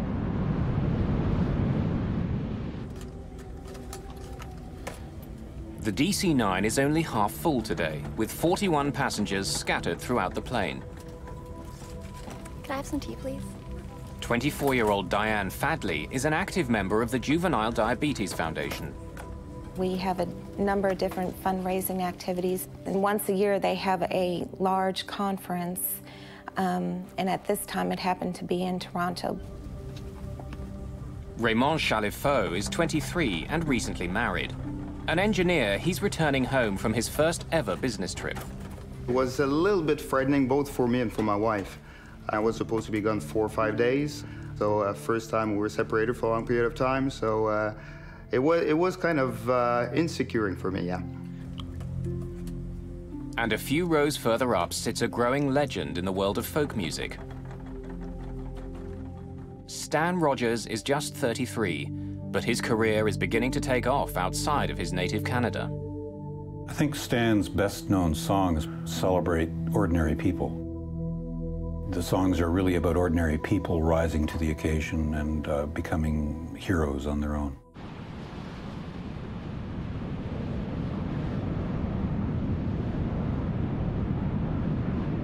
Just before 7 o'clock, the plane is a little more than halfway to Toronto. What was that? It's right there, I see it. Right there. Yeah. 3 circuit breakers have popped out. Like fuses, they protect delicate electrical circuits on the plane from becoming overloaded. Like a machine gun. Yeah. Zap, zap, zap. The 3 breakers are for the flushing motor in the toilet at the rear of the plane. Cameron decides to give them a few minutes before he tries to reset them again. You know, sometimes it overworks and overeats, and then the breaker popped, and then it cools off, and then you push the breaker and everything is fine. So put the snag in the logbook, and that's it. Someone must have pushed a rag down the toilet or something. Jammed it and it overheated. Cameron thinks that something must be stopping the motor from working properly. But it's not an emergency. Toilets get blocked all the time. Several minutes pass as the plane continues on its way to Toronto. Flight attendants Laura Kayama and Judy Davidson are busy serving up dinner in the cabin. In the cockpit, it's Captain Cameron's turn for dinner. But first, he wants to reset the 3 circuit breakers. Without them, the toilet won't work. The rest of the flight could get uncomfortable for the passengers. Pop says I push it. He's given it more than 8 minutes. But whatever is wrong with the washroom, it isn't fixing itself. In the cabin, one of the passengers complains about a disturbing odor. Yeah, that is a strange smell. Let me take a look. Connie Kirsch, a Texan headed for a business meeting in Toronto, is seated at the back of the plane. I had smelled a peculiar smell. where I was sitting. And it struck me as odd. Actually, it was a wiry smell. It wasn't a smoke smell. A wisp of smoke is leaking out of the washroom. The smoke and the acrid smell of burning plastic takes Davidson by surprise. This is much more than just a clogged toilet. Other passengers are beginning to notice the smoke and the suffocating smell. Sergio, there's a problem in the washer. Judy says there's a fire. Okay, I'll be right there. Chief Flight Attendant Sergio Benetti is in charge of the cabin crew. As a precaution, we're moving everyone a few rows up. The smoke is noxious and overpowering. Benetti can't see any flames. He sprays the fire extinguisher into the tiny washroom, trying to coat every surface. As soon as I saw that fire extinguisher, something went through my mind. There's definitely something wrong. The guy seemed to have the thing under control, so he's gonna do his job and things will be business as usual. It's 2 minutes past 7, just 11 minutes since the circuit breakers first popped out. Laura Kayama brings Captain Cameron the disturbing news. Excuse me, Captain. There's a fire in the washroom in the back. They just went back to go put it out. You want me to go back? Yeah, go. A fire on board an aircraft is one of the worst situations any crew can face. The plane is some 10 kilometers high. What starts as a spark can turn deadly in a few short minutes. But at the moment, Cameron doesn't know how bad the situation is. You got to remember, in 1983, people were allowed to smoke in the aircraft. And there had been a number of incidents of this sort of in the industry. So it really didn't alarm me that much. Ouimet finds the situation is worse than he expected. I didn't see any flames when I opened the door before, but I sprayed it really good with the fire extinguisher. You think it was a cigarette in the garbage? No, not really. Okay.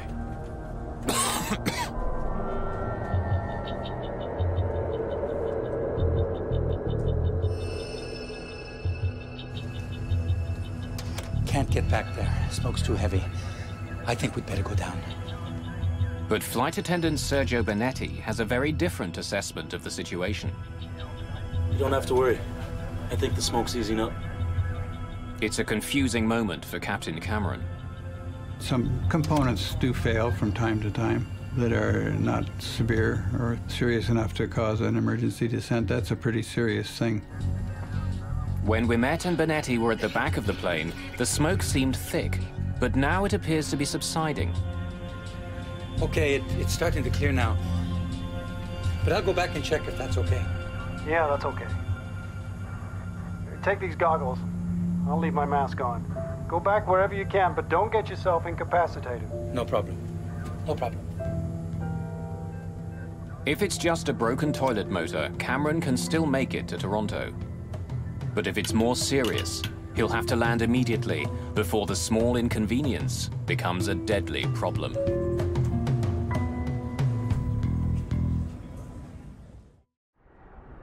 June the 2nd, 1983.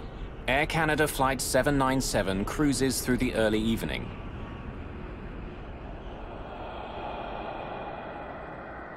The flight has taken an unsettling turn.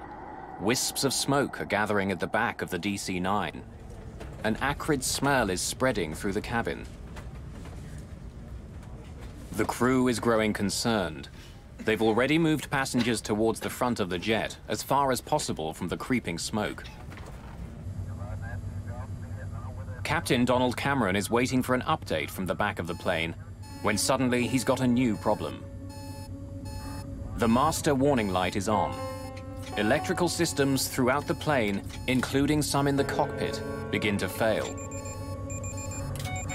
The airplane basically lost all its sophisticated navigation and attitude information. So I was left very suddenly with, I think, 3 engine instruments per engine, and 4 flight instruments, which were very primitive. They were what you might have flown a World War II bomber with. With his electrical systems starting to shut down, Cameron calls the nearest ground control. Memphis Center, this is Air Canada 797. Air Canada 797, Indianapolis Center. Go ahead. Yeah, we've got an electrical problem here. We may be off communication shortly. Stand by. Co-pilot Claude Ouimet is at the back of the plane. The washroom door handle has become hot to the touch. He doesn't even risk opening it. Faced with a potential fire on board, the crew have no choice but to land their plane as soon as possible. I don't like what's happening. I think we'd better go down. We're going to be making an emergency descent. Brief the cabin crew. Yes, sir. As soon as the decision is made, another warning light goes on. They've just lost most of their emergency power. We're talking about multiple failure here, and it's starting to be complicated. So we're going down, and obviously we have to land. Mayday, mayday, mayday. A small problem has snowballed into an all-out emergency. Mayday, mayday, mayday. This is Louisville Control, over. Air Canada 797, we have a fire on board. We are going down. Can you possibly make Cincinnati? Roger that. Cincinnati is 46 kilometers away. They can make it. Captain Cameron begins an initial descent to 1,500 meters. The crew has switched to emergency battery power, but many of the plane's instruments aren't functioning.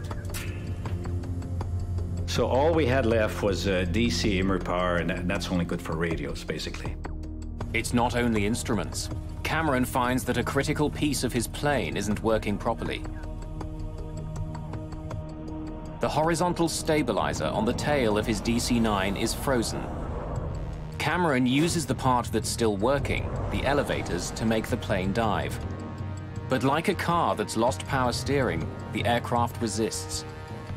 As Cameron pushes on the controls, they push back with a pressure equal to 20 kilograms. The airplane became very heavy, and I took my total concentration to fly the airplane.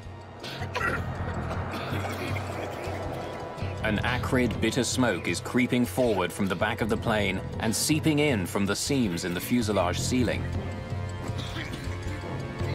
It hovers like a cloud over the passengers' heads. Incredibly harsh smoke that was really irritating your throat. You had to take really, really small breath, otherwise you would choke. I could see it rise. It was traveling along those luggage racks, you know, coming forward.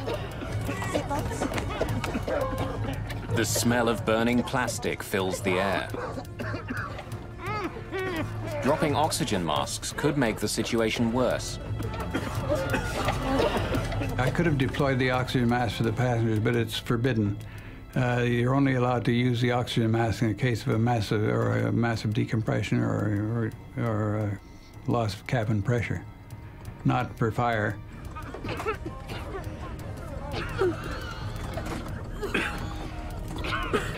I was crying and scared. I wasn't hysterical.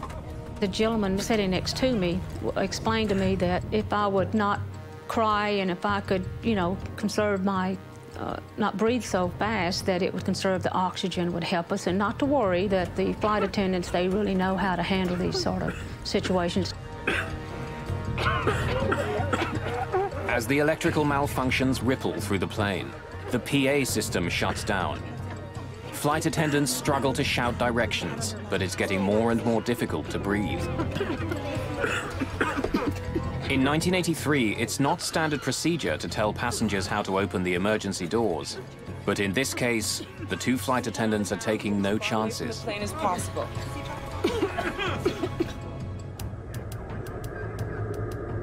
As smoke begins entering the cockpit, the captain's situation is becoming critical. For the first time, Ouimet talks to the Cincinnati airport.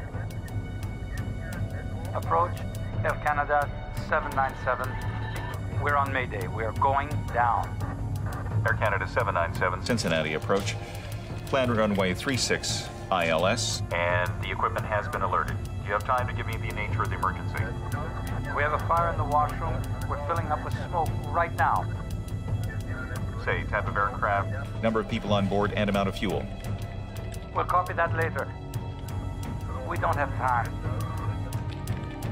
Gregory Karam is the approach tower controller. He's the lifeline for the struggling jet. He can't see the plane on radar yet, but he knows it's in trouble. There was really no mayhem whatsoever, no screaming, nothing at all. In fact, it was very quiet and calm. And again, I was terrified at that point. Almost 13 minutes after 7, Karam catches sight of Flight 797 on his radar. Air Canada 797, you are now fully identified. This will be a no-gyro radar approach for runway 27 left. Descend now to 3,500 feet. Your position is now 12 miles southeast of the airport. The crew needs to be guided in from the ground.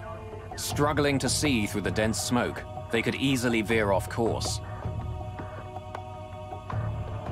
Karam will talk them down, watching them every step of the way. In the cabin, the smoke and heat are becoming unbearable. My thought was, well, we're gonna crash. They won't be able to identify myself because I didn't have my papers with me, so I stood up, I took my wallet in the compartment and put my jacket on so that they could identify my body.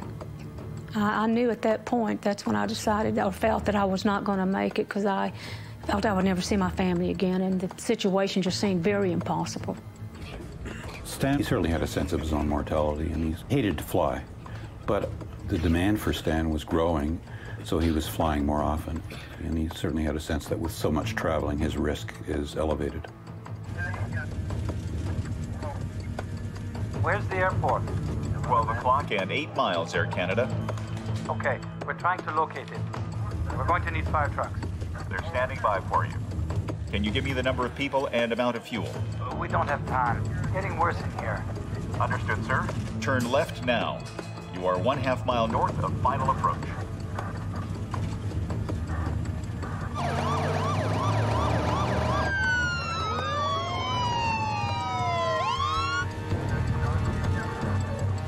Finally, the crew see the airport. Okay, we have the airport. The tower has you in sight.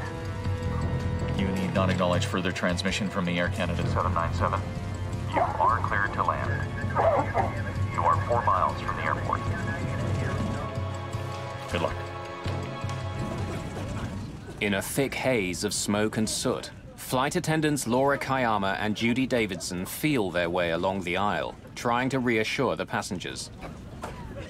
They can't get past the 12th row. The smoke and the heat are overwhelming. I was praying the whole time. Dear God, please help us land this plane. Please get this plane safely on the ground.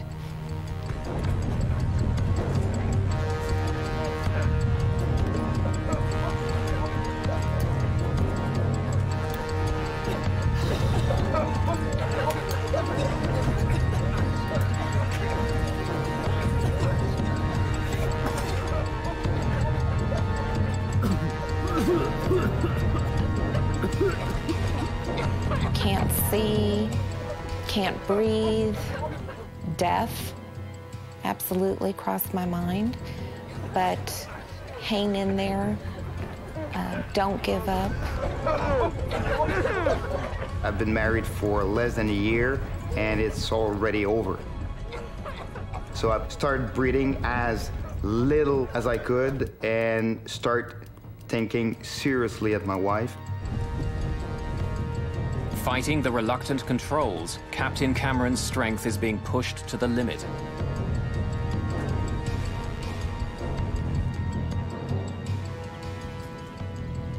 "797, the tower has you in sight."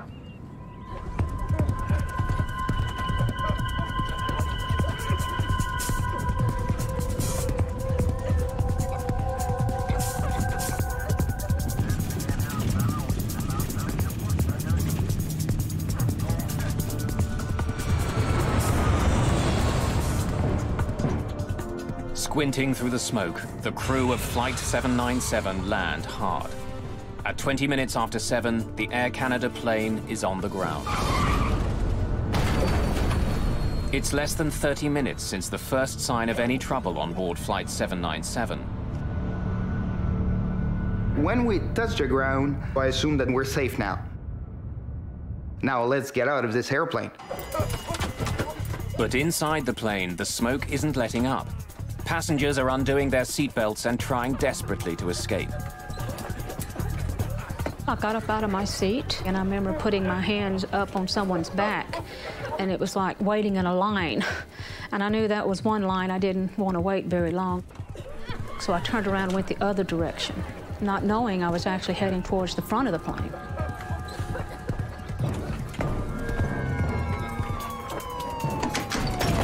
Sergio Bonetti is the first one to the door.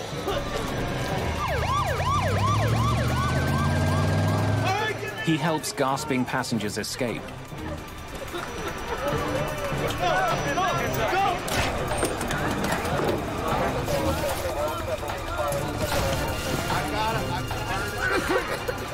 The cabin is pitch black and burning hot.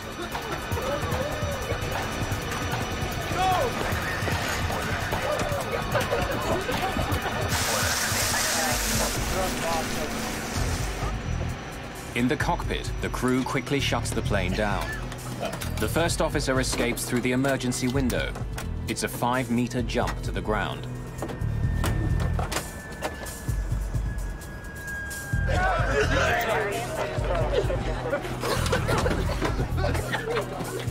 Passengers have opened 3 of the overwing exits. But even with the doors open, the exits are all but invisible. The smoke is too thick.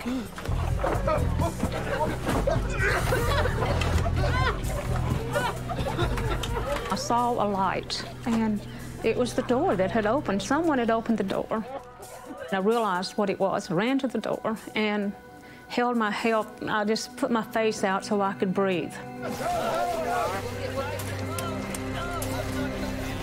Passengers who have found the exits slide off the wing and stumble to safety. On the ground, Laura Kayama and Judy Davidson frantically move passengers away from the deadly plane. Fire rescue vehicles surround the plane. They douse the plane's exterior and the ground beneath with foam, fearing a fuel fire or worse, an explosion. Through the cockpit window, we can see Captain Cameron sitting in his seat looking dazed and slumped towards the wheel. First thing that got my attention was to see Don's face in the window and realize that he was not completely conscious. I couldn't get out of my seat. I'd start and I'd get my arse up in the air or like that, and I'd be pushed back by I have no idea. It was an invisible force, but it was probably smoke and fire.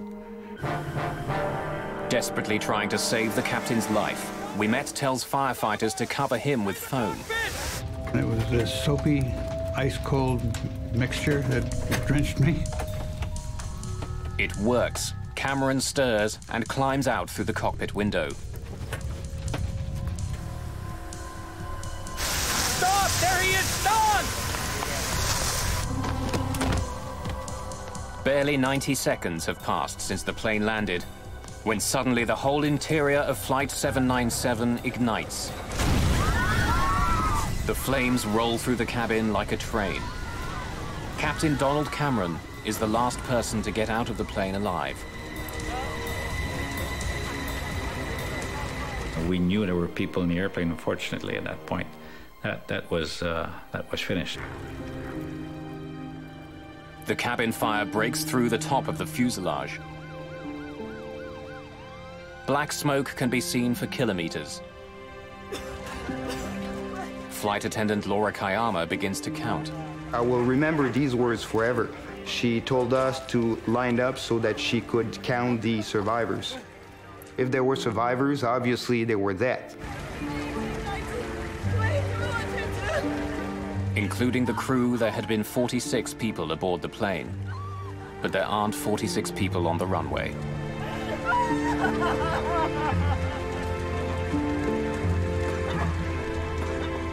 I really thought that if the pilot could land the plane, we would all get off.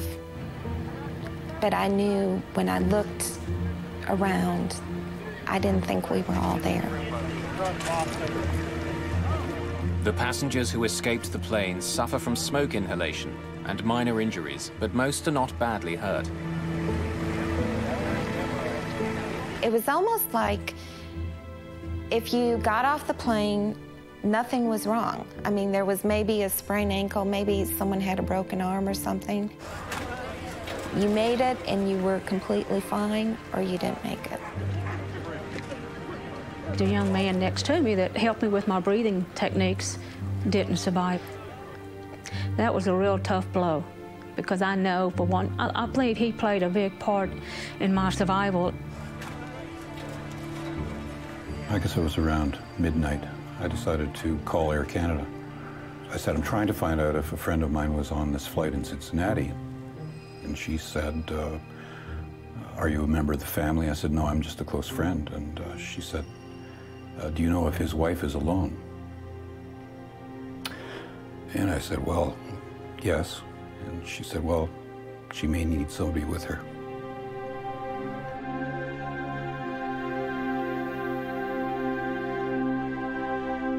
Stan Rogers, the rising musical star, didn't make it off the plane.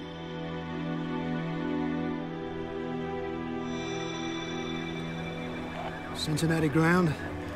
This is captain of the Air Canada flight that's on fire here. Captain Cameron radios Cincinnati ground control from an emergency vehicle near his plane. He has a sobering message. It seems there are 23 people left on board the aircraft. Is there a scheduled carrier runs into here that could maybe give aid and shelter to our stranded passengers? It's pretty cold out here.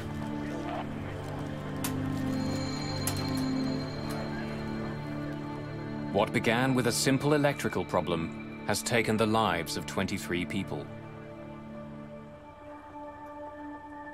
What caused the deadly fire? What went so horribly wrong? The investigation will uncover the plane's troubling history. This DC-9 had another serious accident just a few years before.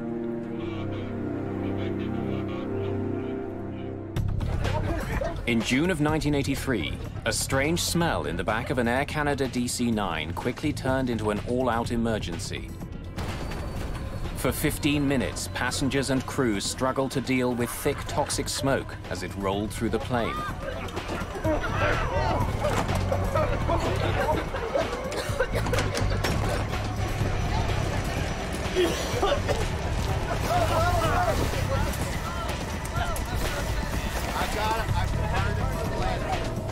Flight 797 made a remarkable landing, only to burst into flames 90 seconds later.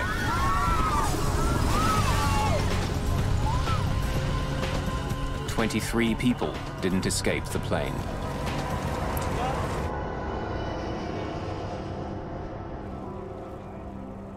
Now the burnt shell of the DC-9 sits on the runway at the Greater Cincinnati Airport. It's one of the most disturbing airplane disasters in years. Within the hour, investigators from the National Transportation Safety Board are on the scene. The first grim task of the investigators is to recover the bodies of the dead. 21 Canadians and 2 Americans. Many are burned beyond recognition.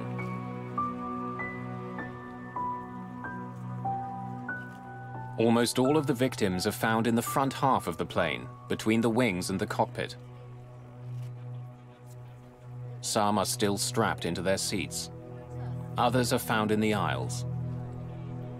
And even though all the passengers had been moved up earlier in the flight, 2 bodies are found near the rear, beyond the wings. Because of the dense smoke in the cabin, the passengers couldn't see well enough to find the exits. And 2 passengers went beyond the overwing exits and succumbed to the environment. Investigators take blood samples from the bodies. They find deadly levels of certain chemicals that were produced as the plane burned. When we did toxicological studies, we were able to determine that there were some significant high levels of cyanide and fluoride in the blood, as well as carbon monoxide. It's not known if the toxic fumes killed the passengers. All that's certain is that they were unable to escape before the flames tore through.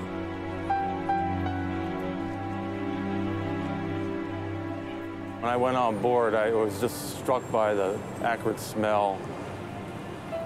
It was kind of eerie because there was a lot of fire damage. A lot of the fuselage was burned. You know, the interior of the cabin was burned down to the tops of the seats. With the bodies removed, investigators begin digging through the wreckage to try and find the cause of the fire. Among them are members of the FBI. They were investigating to determine whether terrorism might have been a factor, so they were on scene right away looking at the aircraft to make that determination. The FBI examines pieces of the plane's floor, samples of water from the washroom, even a plastic vial found on the floor. The FBI became involved very early because of the possibility of a crime taking place takes precedent over a accident. They were looking for anything that would have to do with an incendiary device or a small explosive device or anything that could be fused to start a fire. They determined that there was no evidence of any crime being committed. It was probably accidental ignition, and so they then left and NTSB took over the accident. Having discounted the possibility that the fire was deliberately set, investigators consider the next obvious cause: a cigarette. When smoking on planes was still allowed, the most common source of fires in a washroom was the trash container.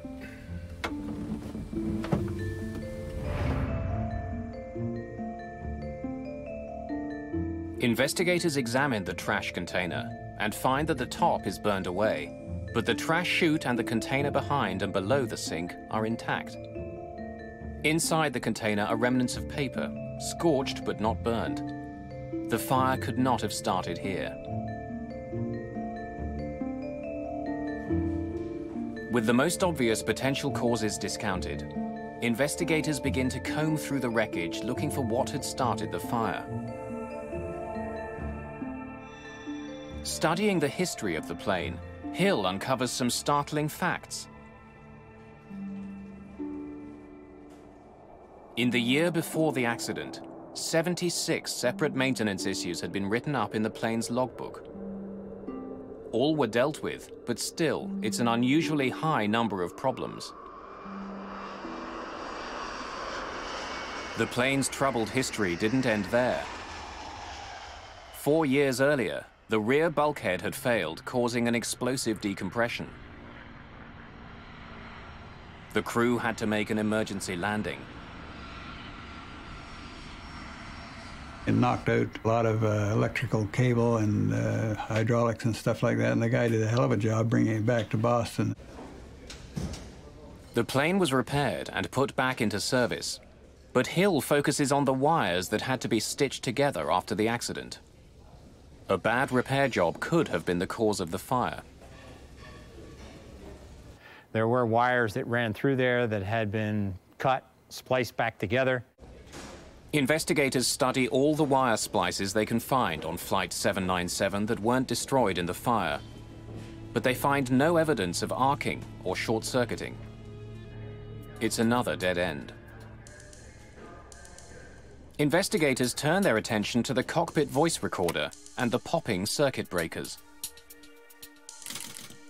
What was that? It's right there, I see it. Right there. Yeah.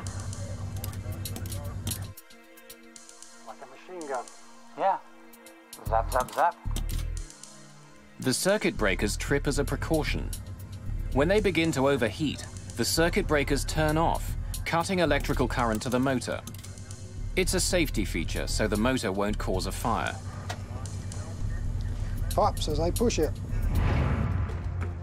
Investigators need to know if the breakers were tripped by a fire that had already started, or was the motor itself the problem? The NTSB build a mock-up of the plane's washroom and force the flush motor to seize. They want to see if it could have started the fire. The seized motor reaches a temperature of 428 degrees Celsius. It's hot, but it's not hot enough to ignite parts of the washroom around the motor.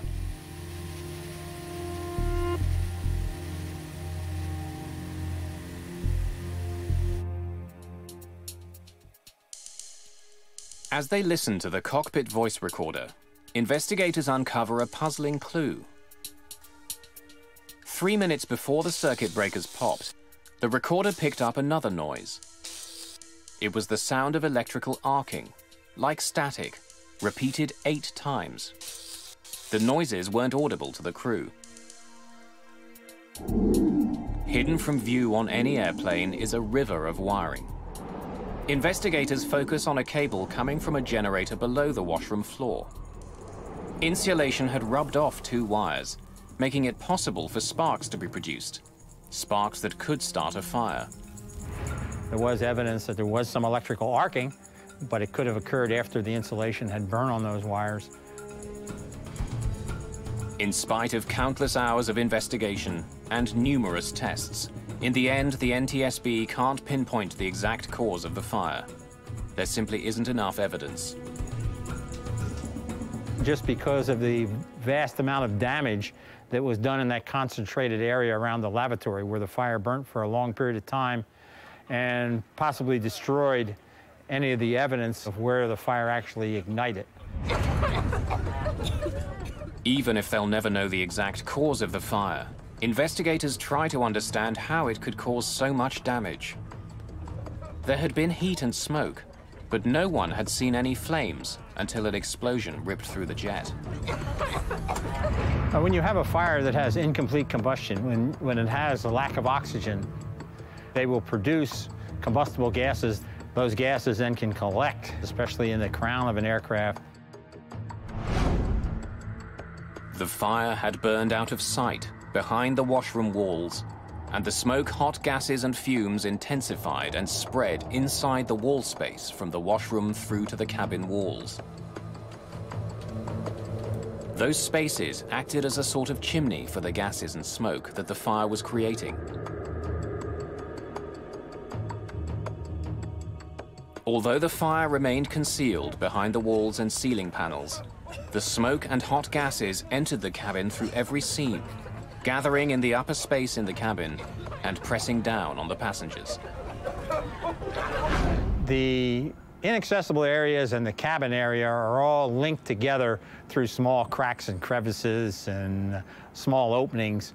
The plane is one big pressure vessel with everything being the same, equilibrated to the same pressure. So smoke and gases in those areas would fairly quickly start to permeate into the passenger cabin. When the doors were opened during the evacuation, an unlimited supply of oxygen was suddenly available to feed the fire.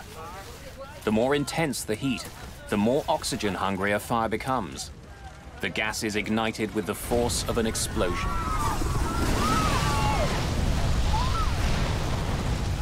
Once you have a flashover, you produce heat, toxic gases, and you burn up all the oxygen in the cabin, and it becomes non-survivable. The technical part of the investigation is complete.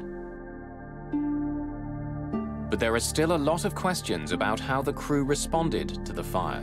The first officer says it's starting to clear now, and at that point I reckon that the fire was under control. Could they have done more to prevent the tragedy on board Flight 797?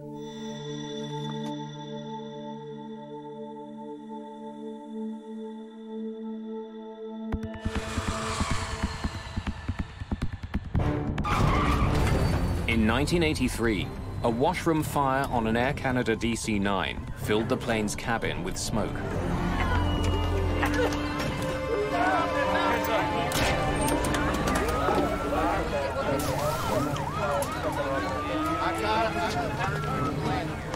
The crew struggled to land the plane, but a flash fire ripped through the jet moments after it came to a stop.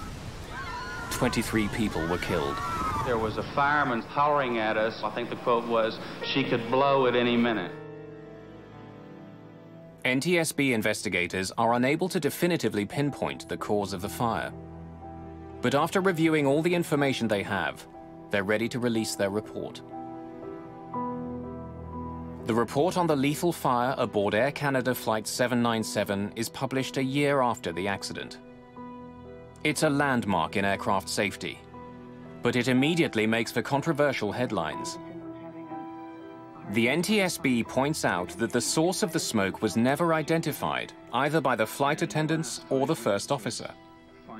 The captain was never told, nor did he inquire as to the precise location and extent of the fire which had been reported to him. And with that in mind, what type of fire did you believe that you had? The bin fire. Mayday, Mayday, Mayday. And the report asks a hypothetical question. Canada 797, we have a fire on board. We are going down. Can you possibly make Cincinnati? Roger that. If he'd begun to descend sooner, could the captain have landed at Standiford Field Airport in Louisville, Kentucky? It was a few minutes closer. The report and the media attention it gets are devastating to Captain Cameron and his crew. Soon after the report is released, there's an outcry among pilots in the industry. They resent its implied criticism of Flight 797's crew and the suggestion that they could have begun their descent 5 minutes sooner.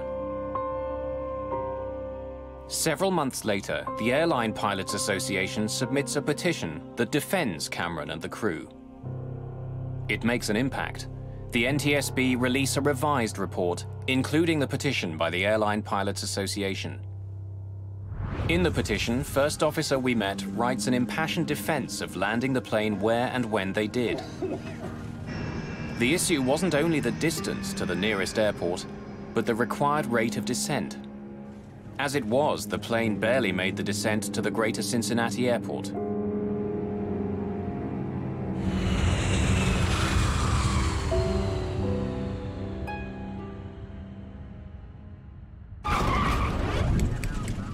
Still, the National Transportation Safety Board's revised summary doesn't pull all its punches, pointing a finger at Captain Cameron. The report states that the time taken to evaluate the nature of the fire and to decide to initiate an emergency descent contributed to the severity of the accident. 20 years later, the statement still stings. I'm glad they were all, the people that got off. I'm very sorry that the people that didn't get off because we spent a lot of time and effort getting them there. That really bothered me. All I know is that I did the best I could.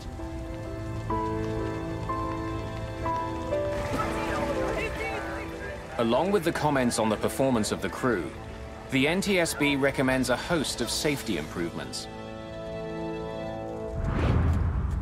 Perhaps if the flight had been full, someone would have noticed the smell of smoke sooner. But what the washroom of Flight 797 could have used was a smoke detector. They weren't standard throughout the industry, but after Flight 797, attitudes and regulations changed. Even though flight attendants did receive some training in dealing with fires aboard a plane, it didn't go far enough. But what was more obvious, the flight attendants weren't properly equipped to attack fires. Without full-face masks and oxygen, they couldn't be expected to fight fire while holding their breath. In the years after Flight 797, attendants received better equipment and training. The cabin crew had also made split-second decisions that helped save lives. Moving passengers further up the plane and handing out wet towels minimized the effects of the toxic smoke. Their decision to tell passengers to open the emergency exits over the wings was not standard procedure, but it let some passengers escape more quickly and was eventually adopted as a routine practice. Finally, it became obvious from the location of some of the bodies that passengers died because of precious seconds lost trying to find the exits in the pitch dark. What would have made a difference? Track lighting on the floors and bumps along the overhead bins that identified the rows with emergency exits. Features that would eventually become standard.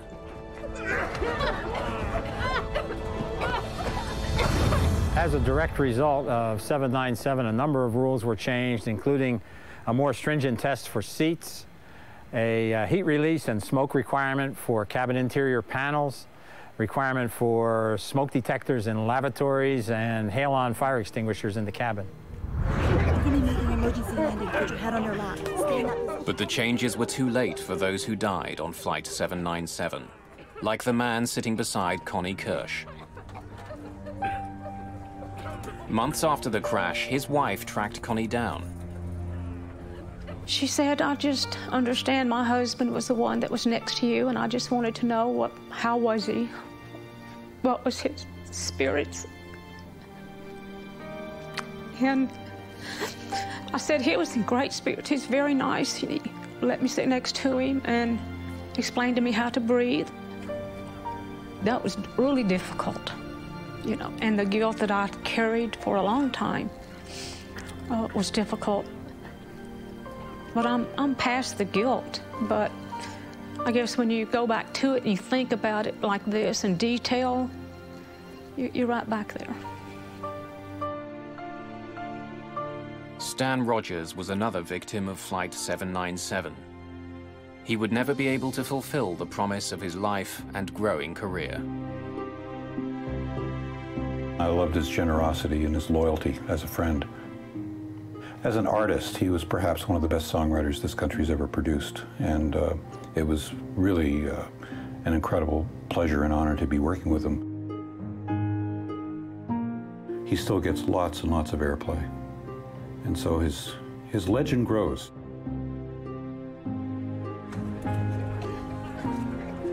Sometime after the accident, 2 Air Canada employees show up at Diane Fadley's door in Dallas.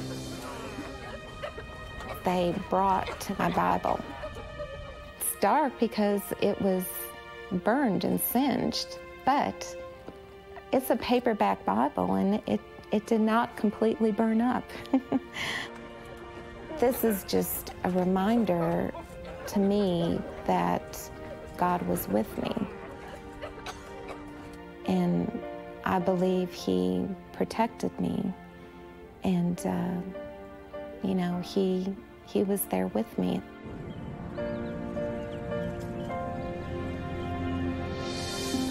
Captain Cameron and his crew eventually received 6 separate awards for their heroic actions on Flight 797, including recognition from the Royal Canadian Air Force. But they're all still haunted by the nightmare. You feel responsible, there's no question. You feel guilt, you're willing to give your license.